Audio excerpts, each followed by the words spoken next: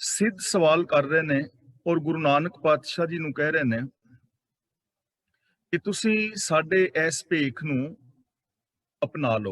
दर्शन पेख करो जोगिंद्रा, मुंद्रा झोली खिंथा। कि तुसी मुंद्रा पाओ, झोली लो, पेज खिंथा नंबर धारण करो। दसोगे ज्ञानी जी?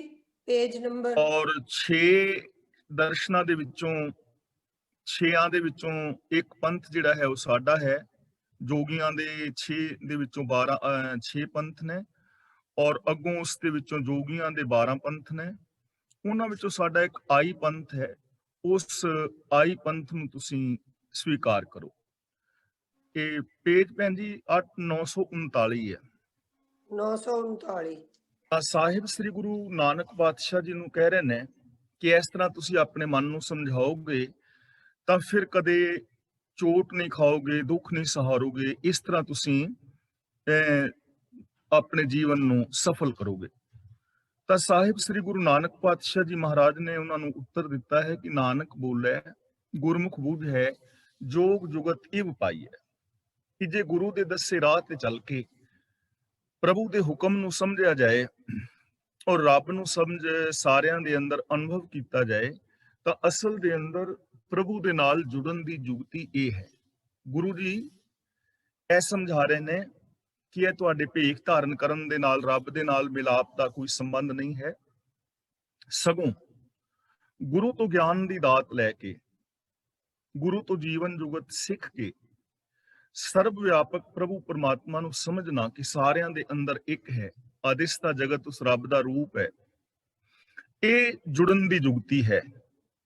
ਗੁਰੂ ਦੇ ਦੱਸੇ ਰਾਹ ਤੇ ਚੱਲਣਾ, ਰੱਬੀ ਗੁਣਾਂ ਦੇ ਧਾਰਨੀ ਹੋਣਾ, ਰੱਬੀ ਹੁਕਮ ਦੇ ਅੰਦਰ ਸਮਾ ਜਾਣਾ ਹੀ ਪ੍ਰਭੂ ਦੇ ਨਾਲ ਜੁੜਨ ਦੀ ਇੱਕੋ ਇੱਕ ਜੁਗਤੀ ਹੈ। ਤਾਂ ਹੁਣ ਅੱਗੇ ਗੁਰਦੇਵ ਪਾਤਸ਼ਾਹ ਜੀ ਸਮਝਾ ਰਹੇ ਨੇ, ਅੰਤਰ ਸ਼ਬਦ ਨਿਰੰਤਰ ਮੁੰਦਰਾ ਹੋਮੇ ਮਮਤਾ ਦੂਰ ਕਰੀ। ਇਸ ਨੂੰ ਮੁਦਰਾ ਲਿਖਿਆ ਹੈ, ਮੁੰਦਰਾ ਪੜਨਾ ਹੈ।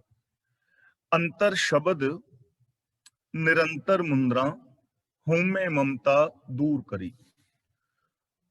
ਕਿਉਂਕਿ ਜੋਗੀ ਮੁੰਦਰਾ ਪਾਉਂਦੇ ਨੇ ਤਾਂ ਗੁਰੂ ਪਾਤਸ਼ਾਹ ਜੀ ਇੱਥੇ ਸਮਝਾ ਰਹੇ ਹਨ ਕਿ ਜੋ ਅੰਦਰ ਗੁਰੂ ਦਾ ਸ਼ਬਦ ਵਸਾਣਾ ਹੈ ਨਾ, ਮਨ ਵਿੱਚ ਸਤਿਗੁਰੂ ਦੇ ਸ਼ਬਦ ਨੂੰ ਨਿਰੰਤਰ ਦਾ ਮਤਲਬ ਲਗਾਤਾਰ ਇੱਕ ਰਸ, ਇਹ ਕੰਨਾਂ ਦੇ ਵਿੱਚ ਮੁੰਦਰਾ ਪਾਣੀਆਂ ਨੇ।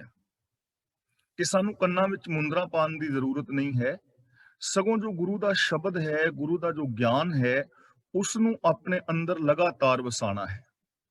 ਉਸ ਨੂੰ ਆਪਣੇ ਅੰਦਰ ਲਗਾਤਾਰ ਵਸਾਣਾ ਹੈ। ਗੁਰੂ ਦੇ ਦੱਸੇ ਰਾਹਾਂ ਤੇ ਤੁਰਨਾ, ਇਹੀ ਕੰਨਾਂ ਦੀਆਂ ਮੁੰਦਰਾਂ ਨੇ। ਕਿਉਂਕਿ ਨਿਰੀਆਂ ਮੁੰਦਰਾਂ ਪਾਉਣ ਦੇ ਨਾਲ ਕਦੇ ਵੀ ਰੱਬ ਦੇ ਮਿਲਾਪ ਬਾਰੇ ਸੋਚਿਆ ਵੀ ਨਹੀਂ ਜਾ ਸਕਦਾ। ਕੰਨਾਂ ਦੇ ਵਿੱਚ ਮੁੰਦਰਾਂ ਪਾਉਣ ਦੇ ਨਾਲ ਕਦੇ ਨਾ ਤਾਂ ਸਮਾਜ ਦਾ ਹੀ ਵਿਕਾਸ ਹੋ ਸਕਦਾ ਹੈ, ਨਾ ਮਨੁੱਖ ਨੂੰ ਆਤਮਿਕ ਜੀਵਨ ਮਿਲ ਸਕਦਾ ਹੈ, ਨਾ ਹੀ ਇਹਦੇ ਨਾਲ ਇਨਸਾਨੀਅਤ ਆ ਸਕਦੀ ਹੈ, ਔਰ ਨਾ ਹੀ ਨਿਰੀਆਂ ਮੁੰਦਰਾਂ ਪਾਉਣ ਦੇ ਨਾਲ ਜੀਵਨ ਦੇ ਵਿੱਚ ਕੋਈ ਤਬਦੀਲੀ ਆਉਂਦੀ ਹੈ। ਜੇ ਕੱਲੀਆਂ ਮੁੰਦਰਾਂ ਪਾਉਣ ਦੇ ਨਾਲ ਤਬਦੀਲੀ ਆਉਂਦੀ ਹੋਵੇ, ਵਿਕਾਸ ਹੁੰਦਾ ਹੋਵੇ, ਆਤਮਿਕ ਜੀਵਨ ਮਿਲਦਾ ਹੋਵੇ ਤਾਂ ਫਿਰ ਤਾਂ ਇਹ ਬਹੁਤ ਸੌਖਾ ਹੈ। ਕੰਨਾਂ ਦੇ ਵਿੱਚ ਮੁੰਦਰਾਂ ਪਾਣੀਆਂ ਫਿਰ ਤਾਂ ਬਹੁਤ ਹੀ ਸੌਖਾ ਹੈ।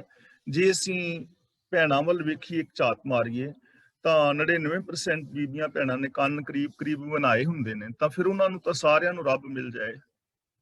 ਤਾਂ ਕੰਨਾਂ ਦੇ ਵਿੱਚ ਮੁੰਦਰਾਂ ਪਾਉਣ ਦੇ ਨਾਲ ਰੱਬ ਦੇ ਮਿਲਾਪ ਦਾ ਜਾਂ ਧਰਮ ਦਾ ਕੋਈ ਸੰਬੰਧ ਨਹੀਂ ਹੈ। ਇਸ ਲਈ ਗੁਰੂ ਪਾਤਸ਼ਾਹ ਜੀ ਕਹਿੰਦੇ ਨੇ, ਪਿਆਰਿਓ, ਇਹ ਭੇਖ ਦਾ ਕੋਈ ਲਾਭ ਨਹੀਂ, ਸਗੋਂ ਅੰਤਰ ਦਾ ਮਤਲਬ ਆਪਣੇ ਅੰਦਰ, ਸੋਚ ਦੇ ਅੰਦਰ।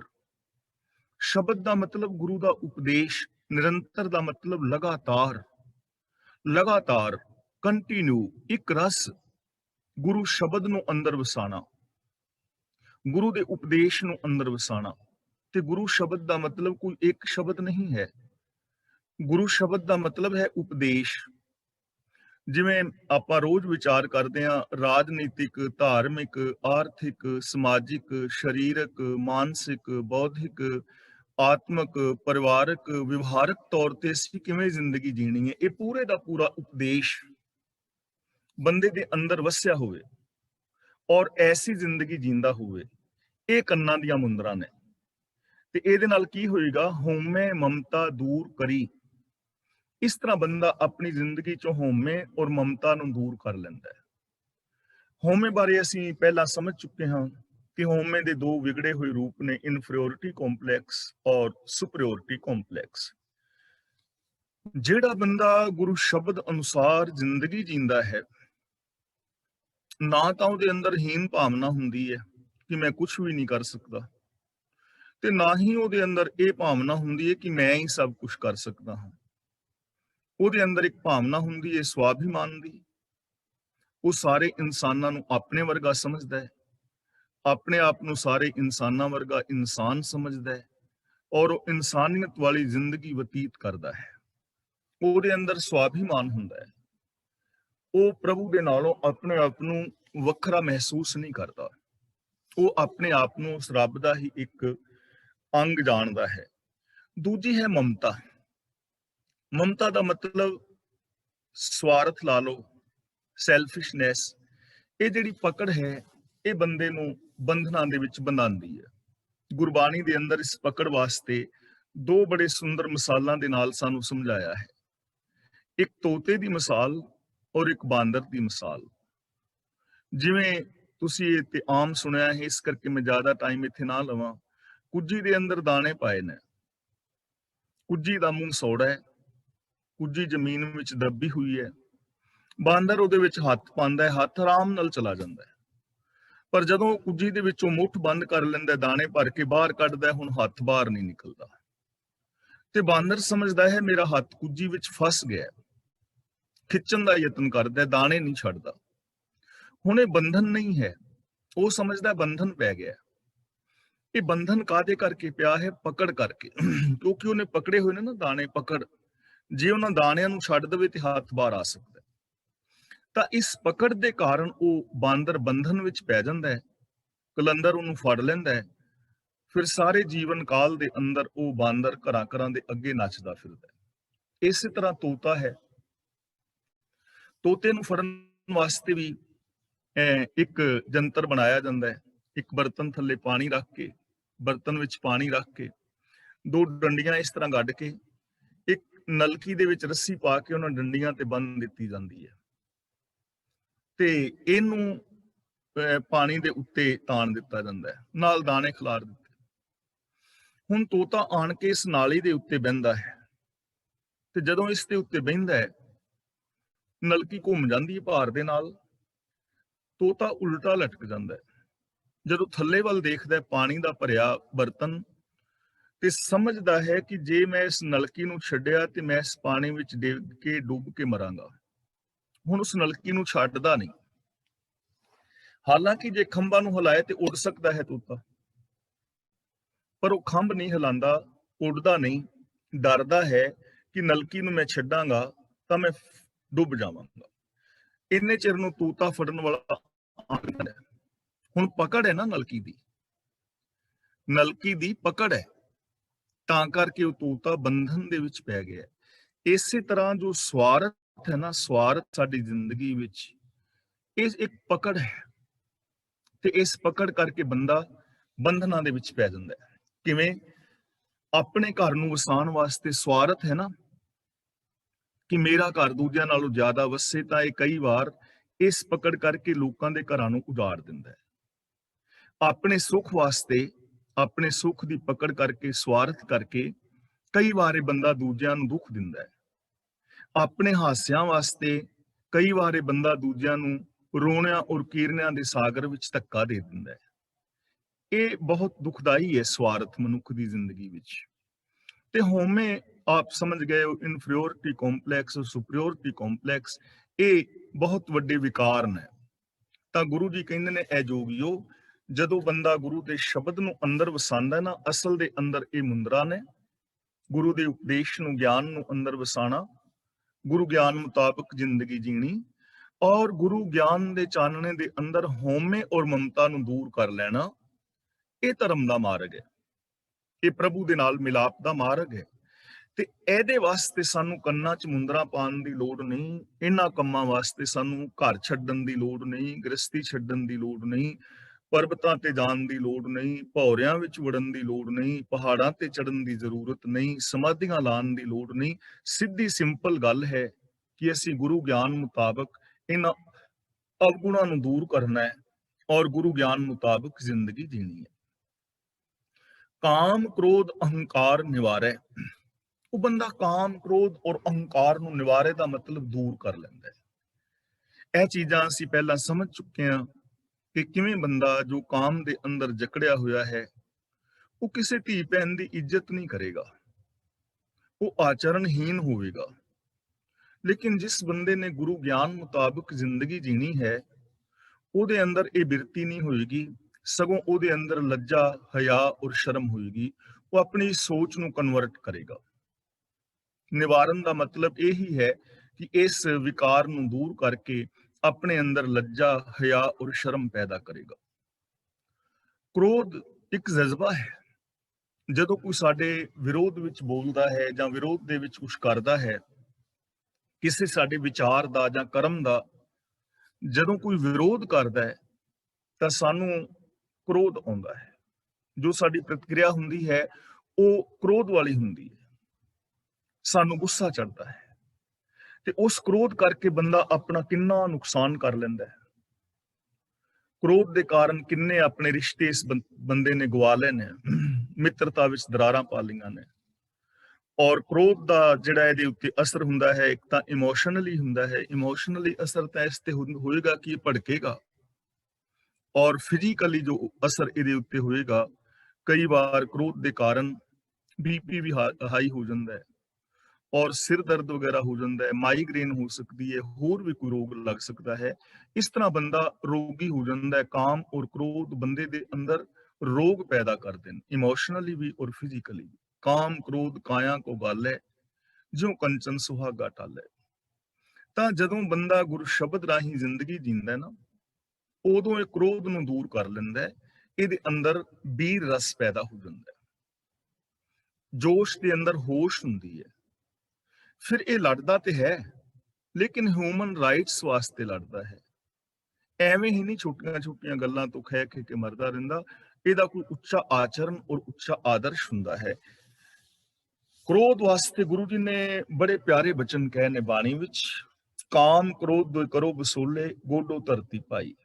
ਕਿ ਜਿਵੇਂ ਕਿਸਾਨ ਬੰਦੇ ਕੋਲ ਵਸੋਲੇ ਹੁੰਦੇ ਨੇ ਨਾ, ਕਈ ਇਲਾਕਿਆਂ ਵਿੱਚ ਕਸੋਲੇ ਕਹਿ ਦਿੰਦੇ ਨੇ, ਕਈਆਂ ਵਿੱਚ ਵਸੋਲੇ ਕਹਿ ਦਿੰਦੇ ਨੇ। ਇੱਕ ਰੰਬੇ ਵਰਗਾ, ਕਈ ਵਰਗਾ ਨਿੱਕਾ ਜਿਹਾ ਜੰਤਰ ਹੁੰਦਾ ਜਿਹਦੇ ਪਿੱਛੇ ਲੰਮਾ ਦਸਤਾ ਪਾਇਆ ਹੁੰਦਾ, ਜਿਹਦੇ ਨਾਲ ਮਕਈ ਵਗੈਰਾ ਗੋਡੀ ਜਾਂਦੀ ਹੈ, ਕਣਕ ਲੋਕ ਗੋਡਦੇ ਹੁੰਦੇ ਸੀ। ਉਹਨਾਂ ਵਸੋਲਿਆਂ ਦੇ ਨਾਲ ਕਿਸਾਨ ਜਿਹੜਾ ਹੈ ਨਦੀਨ ਨੂੰ ਤੇ ਪੁੱਟੀ ਜਾਂਦਾ ਹੈ, ਲੇਕਿਨ ਜਿਹੜੀ ਫਸਲ ਹੈ ਉਹਨੂੰ ਬਚਾ ਲੈਂਦਾ ਹੈ। ਜੇ ਕਿਤੇ ਫਸਲ ਦੀ ਜੜ ਨੂੰ ਵਸੋਲਾ ਲੱਗ ਜਾਏ ਤਾਂ ਉੱਥੇ ਉਹ ਪੁੱਠਾ ਵਸੋਲਾ ਮਾਰ ਕੇ ਤੇ ਮਿੱਟੀ ਪਾ ਕੇ ਉਹਨੂੰ ਦਬਾਉਂਦਾ ਹੈ। ਤਾਂ ਗੁਰੂ ਜੀ ਕਹਿੰਦੇ ਨੇ ਇਸੇ ਤਰ੍ਹਾਂ ਪ੍ਰੇਮ ਔਰ ਕ੍ਰੋਧ ਨੂੰ ਵਸੋਲੇ ਬਣਾ। ਜਿਹੜੇ ਸ਼ੁਭ ਗੁਣ ਨੇ ਉਹਨਾਂ ਦੇ ਨਾਲ ਪਿਆਰ ਕਰ, ਸੱਚ ਨਾਲ, ਦਇਆ ਨਾਲ, ਧਰਮ ਨਾਲ। ਤੇ ਜਿਹੜੇ ਆ ਵਿਕਾਰ ਨੇ, ਈਰਖਾ, ਦੁਵੇਸ਼ ਹੈ, ਵੈਰ ਵਿਰੋਧ ਹੈ, ਇਹਦੇ ਵਾਸਤੇ ਕ੍ਰੋਧ ਨੂੰ ਵਰਤ ਕੇ ਤੇ ਇਹਨਾਂ ਗੁਣਾਂ ਨੂੰ ਪੁੱਟ ਕੇ ਬਾਹਰ ਸੁੱਟ। ਜਿਵੇਂ ਕ੍ਰੋਧ ਦੇ ਨਾਲ ਕਹੀਦਾ ਨਾ, ਮੈਂ ਦੇਖ ਲਾਂਗਾ ਤੈਨੂੰ, ਭੰਨਾਂਗਾ ਮੈਂ ਤੇਰੀਆਂ ਲੱਤਾਂ, ਆਵੀਂ ਸਾਡੀ ਗਲੀ ਵੱਲ, ਦੇਖਾਂਗਾ ਹੁਣ ਤੂੰ ਦੁਬਾਰਾ ਬੋਲ ਕੇ, ਐਵੇਂ ਕਹਿੰਦੇ ਆ ਨਾ। ਤਾਂ ਇਸ ਕ੍ਰੋਧ ਦੀ ਵਰਤੋਂ ਕਰੋ ਈਰਖਾ ਵਾਸਤੇ। ਈਰਖਾ ਨੂੰ ਕਹੋ ਕਿ ਹੁਣ ਮੇਰੇ ਅੰਦਰ ਪੈਦਾ ਹੋਈ, ਵੇਖ ਫਿਰ ਮੈਂ ਤੈਨੂੰ ਹੜਬੁੱਚਾਂ ਨਾਲ ਭੰਨਦਾ। ਯਾਨੀ ਇਹਨਾਂ ਅਵਗੁਣਾਂ ਨੂੰ ਫਿਰ ਬੰਦਾ ਬਾਹਰ ਕੱਢੇਗਾ। ਤਾਂ ਕਾਮ ਨੂੰ, ਕ੍ਰੋਧ ਨੂੰ, ਅਹੰਕਾਰ ਨਿਵਾਰੇ ਔਰ ਉਹ ਬੰਦਾ ਗੁਰੂ ਦੇ ਸ਼ਬਦ ਰਾਹੀਂ ਆਪਣੀ ਜ਼ਿੰਦਗੀ ਚੋਂ ਅਹੰਕਾਰ ਨੂੰ ਵੀ ਦੂਰ ਕਰ ਲੈਂਦਾ। ਨਾ ਉਹਦੇ ਅੰਦਰ ਇਨਫੀਰੀਓਰਿਟੀ ਕੰਪਲੈਕਸ ਰਹਿੰਦਾ ਹੈ, ਨਾ ਉਹਦੇ ਅੰਦਰ ਸੁਪਰੀਓਰਿਟੀ ਕੰਪਲੈਕਸ ਰਹਿੰਦਾ ਹੈ। ਉਹ ਇਹ ਸਮਝਦਾ ਹੈ ਕਿ ਮੈਂ ਸਭ ਕੁਝ ਕਰ ਸਕਦਾ ਹਾਂ। ਜੇ ਦੂਜੇ ਲੋਕ ਕਰ ਸਕਦੇ ਨੇ ਤਾਂ ਮੈਂ ਵੀ ਕਰ ਸਕਦਾ ਹਾਂ, ਕਿਉਂਕਿ ਮੈਂ ਦੂਜੇ ਬੰਦਿਆਂ ਵਰਗਾ ਇੱਕ ਬੰਦਾ ਹਾਂ। ਇਹ ਇਨਫੀਰੀਓਰਿਟੀ ਕੰਪਲੈਕਸ ਇਹਦੇ ਚੋਂ ਦੂਰ ਹੋ ਜਾਂਦਾ ਹੈ ਔਰ ਇਹਦੇ ਅੰਦਰ ਸਵਾਭਿਮਾਨ ਪੈਦਾ ਹੁੰਦਾ ਹੈ। ਤੇ ਦੂਜਾ ਜੋ ਸੁਪਰੀਓਰਿਟੀ ਕੰਪਲੈਕਸ ਹੈ ਕਿ ਮੈਂ ਹੀ ਸਭ ਤੋਂ ਵੱਡਾ ਹਾਂ ਜਾਂ ਮੈਂ ਹੀ ਸਭ ਤੋਂ ਸਿਆਣਾ ਹਾਂ, ਇਹ ਚੀਜ਼ ਵੀ ਉਹਦੇ ਅੰਦਰੋਂ ਦੂਰ ਹੋ ਜਾਂਦੀ ਹੈ। ਉਹਨੂੰ ਸਮਝ ਪੈ ਜਾਂਦੀ ਹੈ ਕਿ ਮੈਂ ਵੱਖਰਾ ਨਹੀਂ ਹਾਂ, ਸੁਪੀਰੀਅਰ ਨਹੀਂ ਹਾਂ, ਮੈਂ ਵੀ ਦੂਜੇ ਬੰਦਿਆਂ ਵਰਗਾ ਇੱਕ ਬੰਦਾ ਹਾਂ। ਦੂਜਿਆਂ ਦੇ ਅੰਦਰ ਵੀ ਸ਼ੁਭ ਗੁਣ ਹੋ ਸਕਦੇ ਨੇ ਔਰ ਮੇਰੇ ਤੋਂ ਜ਼ਿਆਦਾ ਹੋ ਸਕਦੇ ਨੇ। ਹਰ ਇੱਕ ਦੇ ਅੰਦਰ ਉਹ ਪ੍ਰਭੂ ਹੈ, ਹਰ ਇੱਕ ਦੇ ਅੰਦਰ ਰੱਬੀ ਗੁਣ ਨੇ। ਇਸ ਲਈ ਦੂਜੇ ਬੰਦੇ ਵੀ ਮੇਰੇ ਵਰਗੇ ਬੰਦੇ ਨੇ ਔਰ ਮੈਂ ਵੀ ਦੂਜੇ ਬੰਦਿਆਂ ਵਰਗਾ ਇੱਕ ਬੰਦਾ ਹਾਂ। ਇਸ ਤਰ੍ਹਾਂ ਉਹਦੀ ਜ਼ਿੰਦਗੀ ਚੋਂ ਅਹੰਕਾਰ ਦੂਰ ਹੁੰਦਾ ਹੈ, ਉਹਦੇ ਅੰਦਰ ਸਵਾਭਿਮਾਨ ਪੈਦਾ ਹੁੰਦਾ ਹੈ। ਉਹ ਫਿਰ ਇਸ ਜ਼ਿੰਦਗੀ ਦੇ ਅੰਦਰ ਕੁਝ ਕਰ ਗੁਜ਼ਰਨ ਵਾਸਤੇ ਵਿਚਰਦਾ ਹੈ ਔਰ ਉਹਦੇ ਅੰਦਰ ਨਿਮਰਤਾ ਆਉਂਦੀ ਹੈ, ਉਹਦੇ ਅੰਦਰ ਪ੍ਰੇਮ ਆਉਂਦਾ ਹੈ, ਉਹ ਦੂਜਿਆਂ ਦਾ ਸਹਿਯੋਗ ਕਰਦਾ ਹੈ। ਗੁਰ ਕੈ ਸ਼ਬਦ ਸੋ ਸਮਝ ਪਰੀ, ਉਹਨੂੰ ਗੁਰੂ ਦੇ ਸ਼ਬਦ ਰਾਹੀਂ, ਉਪਦੇਸ਼ ਰਾਹੀਂ ਸਮਝ ਪੈ ਜਾਂਦੀ ਹੈ। ਇੱਥੇ ਸ਼ਬਦ ਦੇ ਦੱਦੇ ਨਾਲ ਸਿਹਾਰੀ ਸ਼ਬਦ ਰਾਹੀਂ, ਸ਼ਬਦ ਦੇ ਜ਼ਰੀਏ, ਗੁਰੂ ਦੇ ਗਿਆਨ ਰਾਹੀਂ, ਗੁਰੂ ਦੇ ਉਪਦੇਸ਼ ਰਾਹੀਂ ਉਸ ਮਨੁੱਖ ਨੂੰ ਸਮਝ ਪੈ ਜਾਂਦੀ ਹੈ ਕਿ ਇਸ ਜਗਤ ਦੇ ਅੰਦਰ ਜੋ ਵਸਦਾ ਪ੍ਰਭੂ ਹੈ, ਉਹਦੇ ਮਿਲਾਪ ਵਾਸਤੇ ਮੈਨੂੰ ਕੋਈ ਮੁੰਦਰਾ ਧਾਰਨ ਦੀ ਲੋੜ ਨਹੀਂ ਹੈ, ਮੈਨੂੰ ਕੰਨ ਪੜਵਾਉਣ ਦੀ ਲੋੜ ਨਹੀਂ ਹੈ, ਮੈਨੂੰ ਸਮਾਧੀਆਂ ਲਾਉਣ ਦੀ ਲੋੜ ਨਹੀਂ ਹੈ। ਸਗੋਂ ਮੈਂ ਆਪਣੇ ਅੰਦਰੋਂ ਹਉਮੈ ਔਰ ਮਮਤਾ ਨੂੰ ਦੂਰ ਕਰਨਾ ਹੈ, ਕਾਮ ਕ੍ਰੋਧ ਅਹੰਕਾਰ ਨੂੰ ਨਿਵਾਰਨਾ ਹੈ ਔਰ ਚੰਗੀ ਜ਼ਿੰਦਗੀ ਜੀਣੀ ਹੈ। ਉਹਨੂੰ ਗੁਰੂ ਦੇ ਗਿਆਨ ਰਾਹੀਂ ਸਮਝ ਪੈ ਜਾਂਦੀ ਹੈ ਕਿ ਆ ਸਮਾਧੀਆਂ ਲਾਣੀਆਂ, ਵਾਧੂ ਦੇ ਮਤਲਬ ਆ ਕਰਮ ਕਾਂਡ ਕਰਨੇ, ਮਾਲਾਵਾਂ ਫੇਰਨੀਆਂ, ਭੌਰਿਆਂ ਚ ਵੜਨਾ, ਪਹਾੜਾਂ ਤੇ ਚੜਨਾ, ਗ੍ਰਸਤ ਦਾ ਤਿਆਗ ਕਰਨਾ ਜਾਂ ਹੋਰ ਬਹੁਤ ਸਾਰੇ ਕਰਮ ਕਾਂਡ ਨੇ। ਇਹਨਾਂ ਦੇ ਨਾਲ ਮੇਰੀ ਜ਼ਿੰਦਗੀ ਵਿੱਚ ਕੋਈ ਤਬਦੀਲੀ ਨਹੀਂ ਆਉਣੀ, ਸਗੋਂ ਸੱਚ ਨੂੰ ਆਧਾਰ ਬਣਾ ਕੇ ਮਨੁੱਖੀ ਫਰਜ਼ਾਂ ਨੂੰ ਪੂਰਿਆਂ ਕਰਨਾ ਮੇਰਾ ਫਰਜ਼ ਹੈ, ਮੇਰਾ ਧਰਮ ਹੈ। ਸਗੋਂ ਮੈਂ ਅੰਦਰੋਂ ਬਾਹਰੋਂ ਸੱਚੀ ਸੁੱਚੀ ਜ਼ਿੰਦਗੀ ਜੀਣੀ ਹੈ। ਉਹਨੂੰ ਇਹ ਸਮਝ ਪੈ ਜਾਂਦੀ ਹੈ ਕਿ ਜਗਤ ਦੇ ਕਣ ਕਣ ਦੇ ਅੰਦਰ ਉਹ ਪ੍ਰਭੂ ਸਮਾਇਆ ਹੋਇਆ ਹੈ। ਖਿੰਥਾ ਝੋਲੀ ਭਰਪੂਰ ਰਿਹਾ। ਹੁਣ ਜੋਗੀ ਕਹਿੰਦੇ ਨੇ ਗੁਰੂ ਨਾਨਕ ਪਾਤਸ਼ਾਹ ਜੀ ਨੂੰ ਕਿ ਤੁਸੀਂ ਖਿੰਥਾ ਯਾਨੀ ਇੱਕ ਖਾਸ ਕਿਸਮ ਦਾ ਪਹਿਨਾਵਾ ਹੈ ਜੋਗੀਆਂ ਦਾ, ਕਿ ਤੁਸੀਂ ਉਹ ਪਹਿਨੋ ਔਰ ਝੋਲੀ ਧਾਰਨ ਕਰੋ ਮੰਗਣ ਵਾਸਤੇ, ਜਿਹਦੇ ਵਿੱਚ ਕੁਛ ਮੰਗ ਕੇ ਤੇ ਪਵਾਉਣਾ ਹੈ ਜੋ ਵੀ ਘਰਾਂ ਦੇ ਵਿੱਚੋਂ ਗ੍ਰਸਤੀਆਂ ਦੇ ਤੋਂ ਮਿਲੇਗਾ। ਤਾਂ ਗੁਰੂ ਜੀ ਕਹਿੰਦੇ ਨੇ ਖਿੰਥਾ ਔਰ ਝੋਲੀ ਇਹਦੀ ਜ਼ਰੂਰਤ ਨਹੀਂ ਹੈ। ਭਰਪੂਰ ਰਿਹਾ ਦਾ ਮਤਲਬ ਪਰਿਪੂਰਨ, ਹਰ ਥਾਂ ਦੇ ਉੱਤੇ ਰੱਬ ਵਸ ਰਿਹਾ ਹੈ। ਇਹੀ ਮੇਰੀ ਖਿੰਥਾ ਹੈ, ਇਹੀ ਮੇਰੀ ਝੋਲੀ ਹੈ। ਕਿਉਂਕਿ ਕਿਰਤ ਕਰਨੀ ਹੈ ਨਾ, ਕਿਰਤ ਕਰਨੀ ਹੈ। ਰੱਬ ਆਪ ਕਰਤਾ ਹੈ। ਮੂਲ ਮੰਤਰ ਵਿੱਚ ਰੱਬ ਦਾ ਗੁਣ ਦੱਸਿਆ ਹੈ ਕਰਤਾ, ਕ੍ਰੀਏਟਰ ਹੈ, ਉਹ ਹਰ ਵਕਤ ਕੁਝ ਕਰ ਰਿਹਾ ਹੈ। ਇਸ ਰਚਨਾ ਦੇ ਅੰਦਰ ਤੁਸੀਂ ਦੇਖੋਗੇ ਇੱਥੇ ਹਰ ਵਕਤ ਕੁਝ ਨਵੀਂ ਚੀਜ਼ ਪੈਦਾ ਹੋ ਰਹੀ ਹੈ, ਇੱਥੇ ਕੋਈ ਚੀਜ਼ ਦੁਹਰਾਈ ਨਹੀਂ ਜਾ ਰਹੀ। ਇੱਥੇ ਹਰ ਇਨਸਾਨ ਦੇ ਫਿੰਗਰਪ੍ਰਿੰਟ ਨਵੇਂ ਨੇ, ਹਰ ਇਨਸਾਨ ਦੀ ਅਕਲ, ਹਰ ਇਨਸਾਨ ਦੀ ਸ਼ਕਲ, ਹਰ ਇੱਕ ਦੀ ਬੋਲੀ, ਵੇਖਣ ਦਾ ਢੰਗ ਵੱਖਰਾ ਹੈ। ਇੱਥੇ ਕਿਸੇ ਇੱਕ ਰੁੱਖ ਦਾ ਪੱਤਾ ਵੀ ਦੂਜੇ ਰੁੱਖ ਦੇ ਦੂਜੇ ਪੱਤੇ ਵਰਗਾ ਨਹੀਂ। ਸਾਡੇ ਸਰੀਰ ਦਾ ਇੱਕ ਰੋਮ ਵੀ ਦੂਜੇ ਰੋਮ ਵਰਗਾ ਨਹੀਂ। ਇੰਨੀ ਨਵੀਨਤਾ, ਹਰ ਵਕਤ ਕੁਛ ਨਵਾਂ ਪੈਦਾ ਹੋ ਰਿਹਾ ਨਾ। ਤਾਂ ਇਸ ਤਰ੍ਹਾਂ ਮੰਗਣ ਦੀ ਲੋੜ ਨਹੀਂ ਹੈ, ਕਿਰਤ ਕਰਨ ਦੀ ਜ਼ਰੂਰਤ ਹੈ ਔਰ ਉਹਨੂੰ ਸਰਬ ਵਿਆਪਕ ਵੇਖਣਾ ਹੀ ਮੇਰੀ ਝੋਲੀ ਹੈ, ਉਹਨੂੰ ਸਰਬ ਵਿਆਪਕ ਵੇਖਣਾ ਹੀ ਮੇਰੀ ਗੋਦੜੀ ਹੈ, ਮੇਰਾ ਪਹਿਨਾਵਾ ਹੈ। ਨਾਨਕ ਤਾਰੈ ਏਕ ਹਰੀ।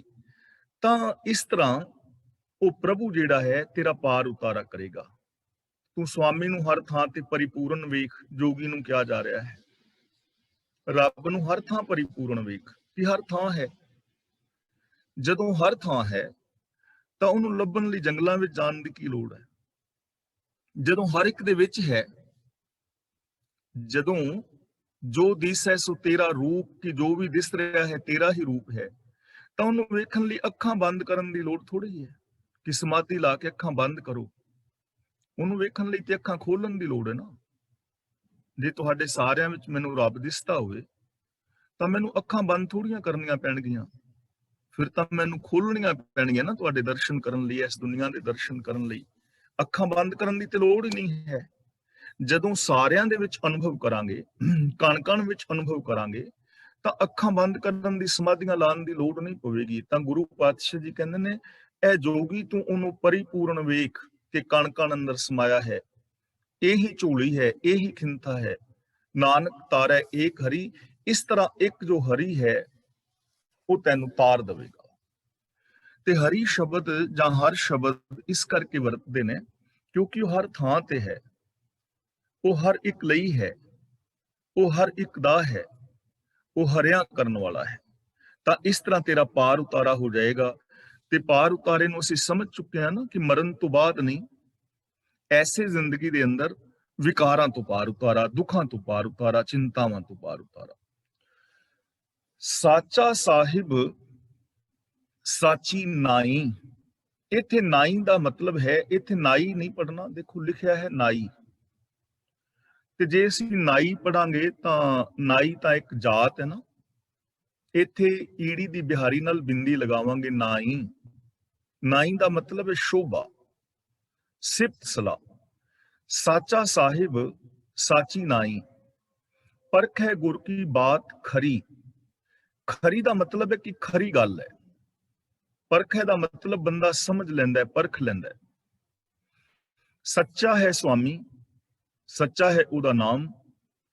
ਪਰਖਣ ਤੇ ਸੱਚੀ ਹੀ ਇਹ ਗੁਰਾਂ ਦੀ ਬਾਣੀ ਨੂੰ ਮਹਿਸੂਸ ਕਰੇਗਾ।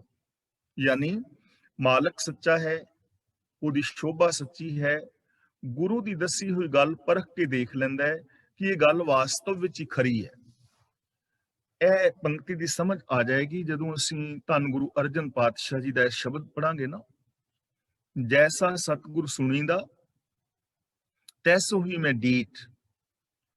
ਕਿ ਗੁਰੂ ਬਾਰੇ ਮੈਂ ਸੁਣਦਾ ਹੁੰਦਾ ਸੀ ਕਿ ਗੁਰੂ ਰੱਬ ਦੇ ਨਾਲ ਮਿਲਾ ਦਿੰਦਾ ਹੈ, ਗੁਰੂ ਹਉਮੈ ਦਾ ਰੋਗ ਕੱਟ ਦਿੰਦਾ ਹੈ, ਗੁਰੂ ਵਿਛੜਿਆਂ ਨੂੰ ਪ੍ਰਭੂ ਦੇ ਨਾਲ ਮਿਲਾ ਦਿੰਦਾ ਹੈ।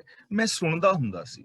ਹੁਣ ਅਸੀਂ ਵੀ ਸੁਣ ਹੀ ਰਹੇ ਹਾਂ ਨਾ, ਪੜ੍ਹ ਰਹੇ ਹਾਂ, ਸੁਣ ਰਹੇ ਹਾਂ, ਪਰ ਅਸੀਂ ਇਸ ਗੱਲ ਨੂੰ ਹਾਲੇ ਪਰਖਿਆ ਨਹੀਂ। ਹੋ ਸਕਦਾ ਹੈ ਬਹੁਤਿਆਂ ਨੇ ਪਰਖਿਆ ਹੋਵੇ, ਯਾਨੀ ਅਮਲ ਨਹੀਂ ਕੀਤਾ। ਜਦੋਂ ਅਸੀਂ ਇਸ ਚੀਜ਼ ਤੇ ਅਮਲ ਕਰਾਂਗੇ ਨਾ, ਐਸੀ ਜ਼ਿੰਦਗੀ ਜੀਵਾਂਗੇ, ਤੇ ਫਿਰ ਸਾਨੂੰ ਮਹਿਸੂਸ ਹੋਏਗਾ ਕਿ ਯਾਰ ਗੱਲ ਤਾਂ ਬਿਲਕੁਲ ਠੀਕ ਹੈ। ਗੁਰੂ ਅਰਜਨ ਪਾਤਸ਼ਾਹ ਜੀ ਕਹਿੰਦੇ ਨੇ, ਜੈਸਾ ਸਤਿਗੁਰ ਸੁਣੀਂਦਾ ਤੈਸੋ ਹੀ ਮੈਂ ਡੀਠ। ਜਿਹੋ ਜਿਹਾ ਮੈਂ ਗੁਰੂ ਬਾਰੇ ਸੁਣਦਾ ਸੀ, ਮੈਂ ਪਰਖ ਲਿਆ ਹੈ, ਗੁਰੂ ਉਹੋ ਜਿਹਾ ਮੈਂ ਵੇਖ ਲਿਆ, ਵਾਸਤਵ ਵਿੱਚ ਹੀ ਉਵੇਂ ਦਾ ਹੈ। ਵਿਛੜਿਆ ਮੇਲੇ ਪ੍ਰਭੂ ਹਰ ਦਰਗਾਹ ਕਾ ਬਸੀਠ। ਗੁਰੂ ਵਿਛੜਿਆ ਹੋਇਆਂ ਨੂੰ ਰੱਬ ਦੇ ਨਾਲ ਮਿਲਾ ਦਿੰਦਾ ਹੈ। ਰੱਬੀ ਦਰਗਾਹ ਦਾ ਉਹ ਵਿਚੋਲਾ ਹੈ, ਮਿਲਾ ਦਿੰਦਾ ਹੈ, ਸੱਚ ਦੇ ਅੰਦਰ ਲੀਨ ਕਰ ਦਿੰਦਾ ਹੈ।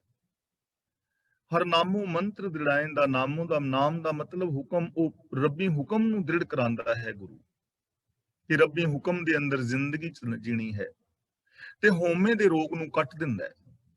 ਹਉਮੈ ਦਾ ਰੋਗ ਕੀ ਹੈ? ਕਿ ਮੈਂ ਰੱਬੀ ਹੁਕਮ ਤੋਂ ਬਾਹਰ ਵੀ ਕੁਝ ਕਰ ਸਕਦਾ ਹਾਂ। ਇਹ ਰੋਗ ਕੱਟਿਆ ਜਾਂਦਾ ਹੈ। ਉਹਨੂੰ ਸਮਝ ਪੈ ਜਾਂਦੀ ਹੈ ਕਿ ਰੱਬੀ ਹੁਕਮ ਤੋਂ ਬਾਹਰ ਇਹ ਜੋ ਨਿਯਮ ਨੇ ਕੁਦਰਤ ਦੇ, ਇਹਨਾਂ ਤੋਂ ਬਾਹਰ ਕੁਝ ਨਹੀਂ ਕੀਤਾ ਜਾ ਸਕਦਾ। ਤਾਂ ਪਰਖ ਹੈ ਗੁਰ ਕੀ ਬਾਤ ਖਰੀ। ਉਹ ਗੁਰੂ ਦੀ ਗੱਲ ਨੂੰ ਪਰਖਦਾ ਹੈ, ਯਾਨੀ ਗੁਰੂ ਦੀ ਗੱਲ ਦੇ ਉੱਤੇ ਅਮਲ ਕਰਦਾ ਹੈ। ਤੇ ਗੁਰੂ ਦੀ ਗੱਲ ਰਾਹੀਂ ਉਹਨੂੰ ਸਮਝ ਪੈ ਜਾਂਦੀ ਹੈ ਕਿ ਗੁਰੂ ਦੀ ਇਹ ਪਾਵਨ ਬਾਣੀ ਸੱਚੀ ਹੈ। ਤੇ ਕੀ ਸਮਝ ਪੈਂਦੀ ਹੈ?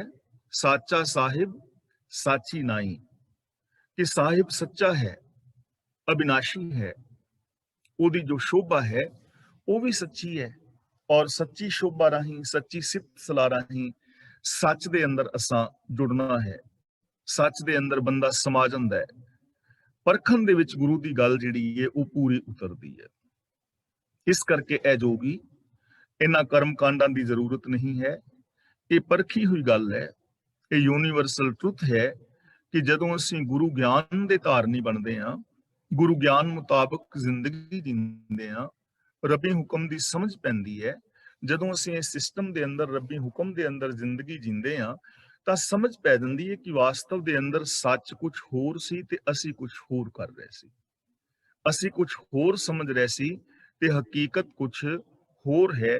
ਫਿਰ ਉਹ ਬੰਦਾ ਉਸ ਹਕੀਕਤ ਨੂੰ ਸਮਝ ਲੈਂਦਾ ਹੈ, ਸਚਾਈ ਨੂੰ ਸਮਝ ਲੈਂਦਾ ਹੈ, ਔਰ ਸੱਚ ਦੇ ਅੰਦਰ ਲੀਨ ਹੋ ਜਾਂਦਾ ਹੈ। ਉਂਧੋ ਖੱਪਰ ਪੰਚ ਪੂਟ ਟੋਪੀ। ਇਹਨੂੰ ਖੱਪਰ ਲਿਖਿਆ ਹੈ, ਖੱਪਰ ਨੂੰ ਖੱਖੇ ਦੇ ਉੱਤੇ ਅੱਧਕ ਲਾ ਕੇ ਪੜਾਂਗੇ ਖੱਪਰ। ਉਂਧੋ ਦਾ ਮਤਲਬ ਉਲਟਿਆ ਹੋਇਆ, ਸੰਸਾਰਿਕ ਖੁਆਇਸ਼ਾਂ ਵੱਲੋਂ ਮੁੜਿਆ ਹੋਇਆ।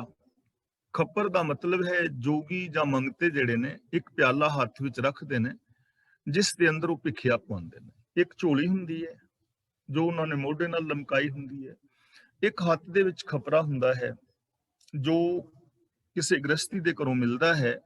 ਉਸ ਕਟੋਰੇ ਖਪਰੇ ਦੇ ਵਿੱਚ ਪਵਾ ਕੇ ਤੇ ਫਿਰ ਉਹ ਝੋਲੀ ਦੇ ਵਿੱਚ ਪਵਾ ਲੈਂਦੇ ਨੇ। ਜੇ ਦਾਣੇ ਨੇ ਤੇ ਦਾਣਿਆਂ ਵਾਲੇ ਖਾਨੇ 'ਚ, ਜੇ ਆਟਾ ਹੈ ਤੇ ਆਟੇ ਵਾਲੇ 'ਚ। ਜੋ ਮਿਲਦਾ ਹੈ ਖੱਪਰ ਵਿੱਚ ਪਵਾਉਂਦੇ ਨੇ, ਫਿਰ ਝੋਲੀ ਵਿੱਚ। ਤੇ ਇੱਕ ਜੋਗੀਆਂ ਨੇ ਜਾਂ ਮੰਗਤਿਆਂ ਨੇ ਸਿਰ ਤੇ ਟੋਪੀ ਪਾਈ ਹੁੰਦੀ ਹੈ। ਤਾਂ ਗੁਰੂ ਪਾਤਸ਼ਾਹ ਜੀ ਕਹਿੰਦੇ ਨੇ ਹੁਣ ਮੈਨੂੰ ਖੱਪਰ ਫੜਨ ਦੀ ਲੋੜ ਨਹੀਂ, ਕਿਉਂਕਿ ਗੁਰੂ ਜੀ ਸਾਨੂੰ ਮੰਗਤੇ ਨਹੀਂ ਨਾ ਬਣਾ ਰਹੇ। ਜੇ ਸਾਰੇ ਹੀ ਹੁਣ ਇਸ ਰਾਹ ਨੂੰ ਅਪਣਾ ਲੈਣ ਕਿ ਰੱਬ ਨੂੰ ਮਿਲਣ ਦਾ ਰਾਹ ਇਹ ਹੈ, ਤੇ ਸਾਰੇ ਹੀ ਖੱਪਰ ਫੜ ਲੈਣ, ਸਾਰੇ ਹੀ ਲੋਕ ਟੋਪੀਆਂ ਪਾ ਲੈਣ, ਮੰਗਣ ਤੁਰ ਪੈਣ, ਤਾਂ ਦੇਣ ਵਾਲਾ ਕੌਣ ਹੋਏਗਾ? ਐਵੇਂ ਤਾਂ ਜ਼ਿੰਦਗੀ ਚੱਲ ਨਹੀਂ ਨਾ ਸਕਦੀ। ਉਹ ਚੀਜ਼ ਅਪਣਾਈ ਜਾ ਸਕਦੀ ਹੈ ਜੋ ਸਰਬ ਸਾਂਝੀ ਹੈ, ਸਰਬਕਾਲੀ ਹੈ, ਸਰਬਦੇਸ਼ੀ ਹੈ। ਐਸੇ ਨਿਯਮ ਜੋ ਹਰ ਵਕਤ, ਹਰ ਥਾਂ ਤੇ, ਹਰ ਬੰਦੇ ਤੇ ਲਾਗੂ ਹੋ ਸਕਦੇ ਨੇ। ਹੁਣ ਜਿਹੜਾ ਕਿਰਤ ਕਰਨਾ ਹੈ ਇਹ ਹਰ ਥਾਂ ਤੇ ਲਾਗੂ ਹੋ ਸਕਦਾ ਹੈ। ਫੈਕਟਰੀਆਂ, ਕਾਰਖਾਨਿਆਂ ਵਿੱਚ, ਜ਼ਮੀਨ ਵਿੱਚ, ਦੁਕਾਨ ਤੇ ਹਰ ਬੰਦਾ ਕਿਰਤ ਕਰ ਸਕਦਾ ਹੈ, ਹਰ ਥਾਂ ਤੇ ਕਰ ਸਕਦਾ ਹੈ, ਹਰ ਸਮੇਂ ਕਰ ਸਕਦਾ ਹੈ। ਇਹ ਸਿਧਾਂਤ ਲਾਗੂ ਹੋ ਸਕਦੇ ਨੇ ਕਿਉਂਕਿ ਹਰ ਬੰਦਾ ਕਿਰਤ ਹੋਏਗਾ, ਕਿਰਤੀ ਹੋਏਗਾ, ਕੰਮ ਕਰੇਗਾ, ਆਪਣੇ ਜੀਵਨ ਦਾ ਨਿਰਵਾਹ ਉਹ ਕਰੇਗਾ ਸੱਚ ਨੂੰ ਆਧਾਰ ਬਣਾ ਕੇ। ਤੇ ਜੇ ਕਿਰਤ ਨੂੰ ਛੱਡ ਦਿੱਤਾ ਜਾਏ, ਸਾਰੇ ਜੋਗੀ ਬਣ ਜਾਣ, ਸਾਰੇ ਬਾਬੇ ਬਣ ਜਾਣ, ਤਾਂ ਇਹ ਸਮਾਜ ਚੱਲ ਨਹੀਂ ਸਕਦਾ। ਇਸ ਲਈ ਗੁਰੂ ਜੀ ਕਹਿੰਦੇ ਨੇ ਊਂਧੋ ਖੱਪਰ, ਕਿ ਸੰਸਾਰਕ ਖਾਹਿਸ਼ਾਂ ਵੱਲੋਂ ਮੁੜੀ ਹੋਈ ਜਿਹੜੀ ਸੁਰਤ ਹੈ ਨਾ, ਉਹਨੂੰ ਖੱਪਰ ਬਣਾ। ਊਂਧੋ ਦਾ ਮਤਲਬ ਉਲਟਿਆ ਹੋਇਆ। ਆਪਣੇ ਮਨ ਨੂੰ ਉਲਟਾਣਾ ਹੈ, ਆਪਣੀ ਸੋਚ ਨੂੰ ਬਦਲਣਾ ਹੈ।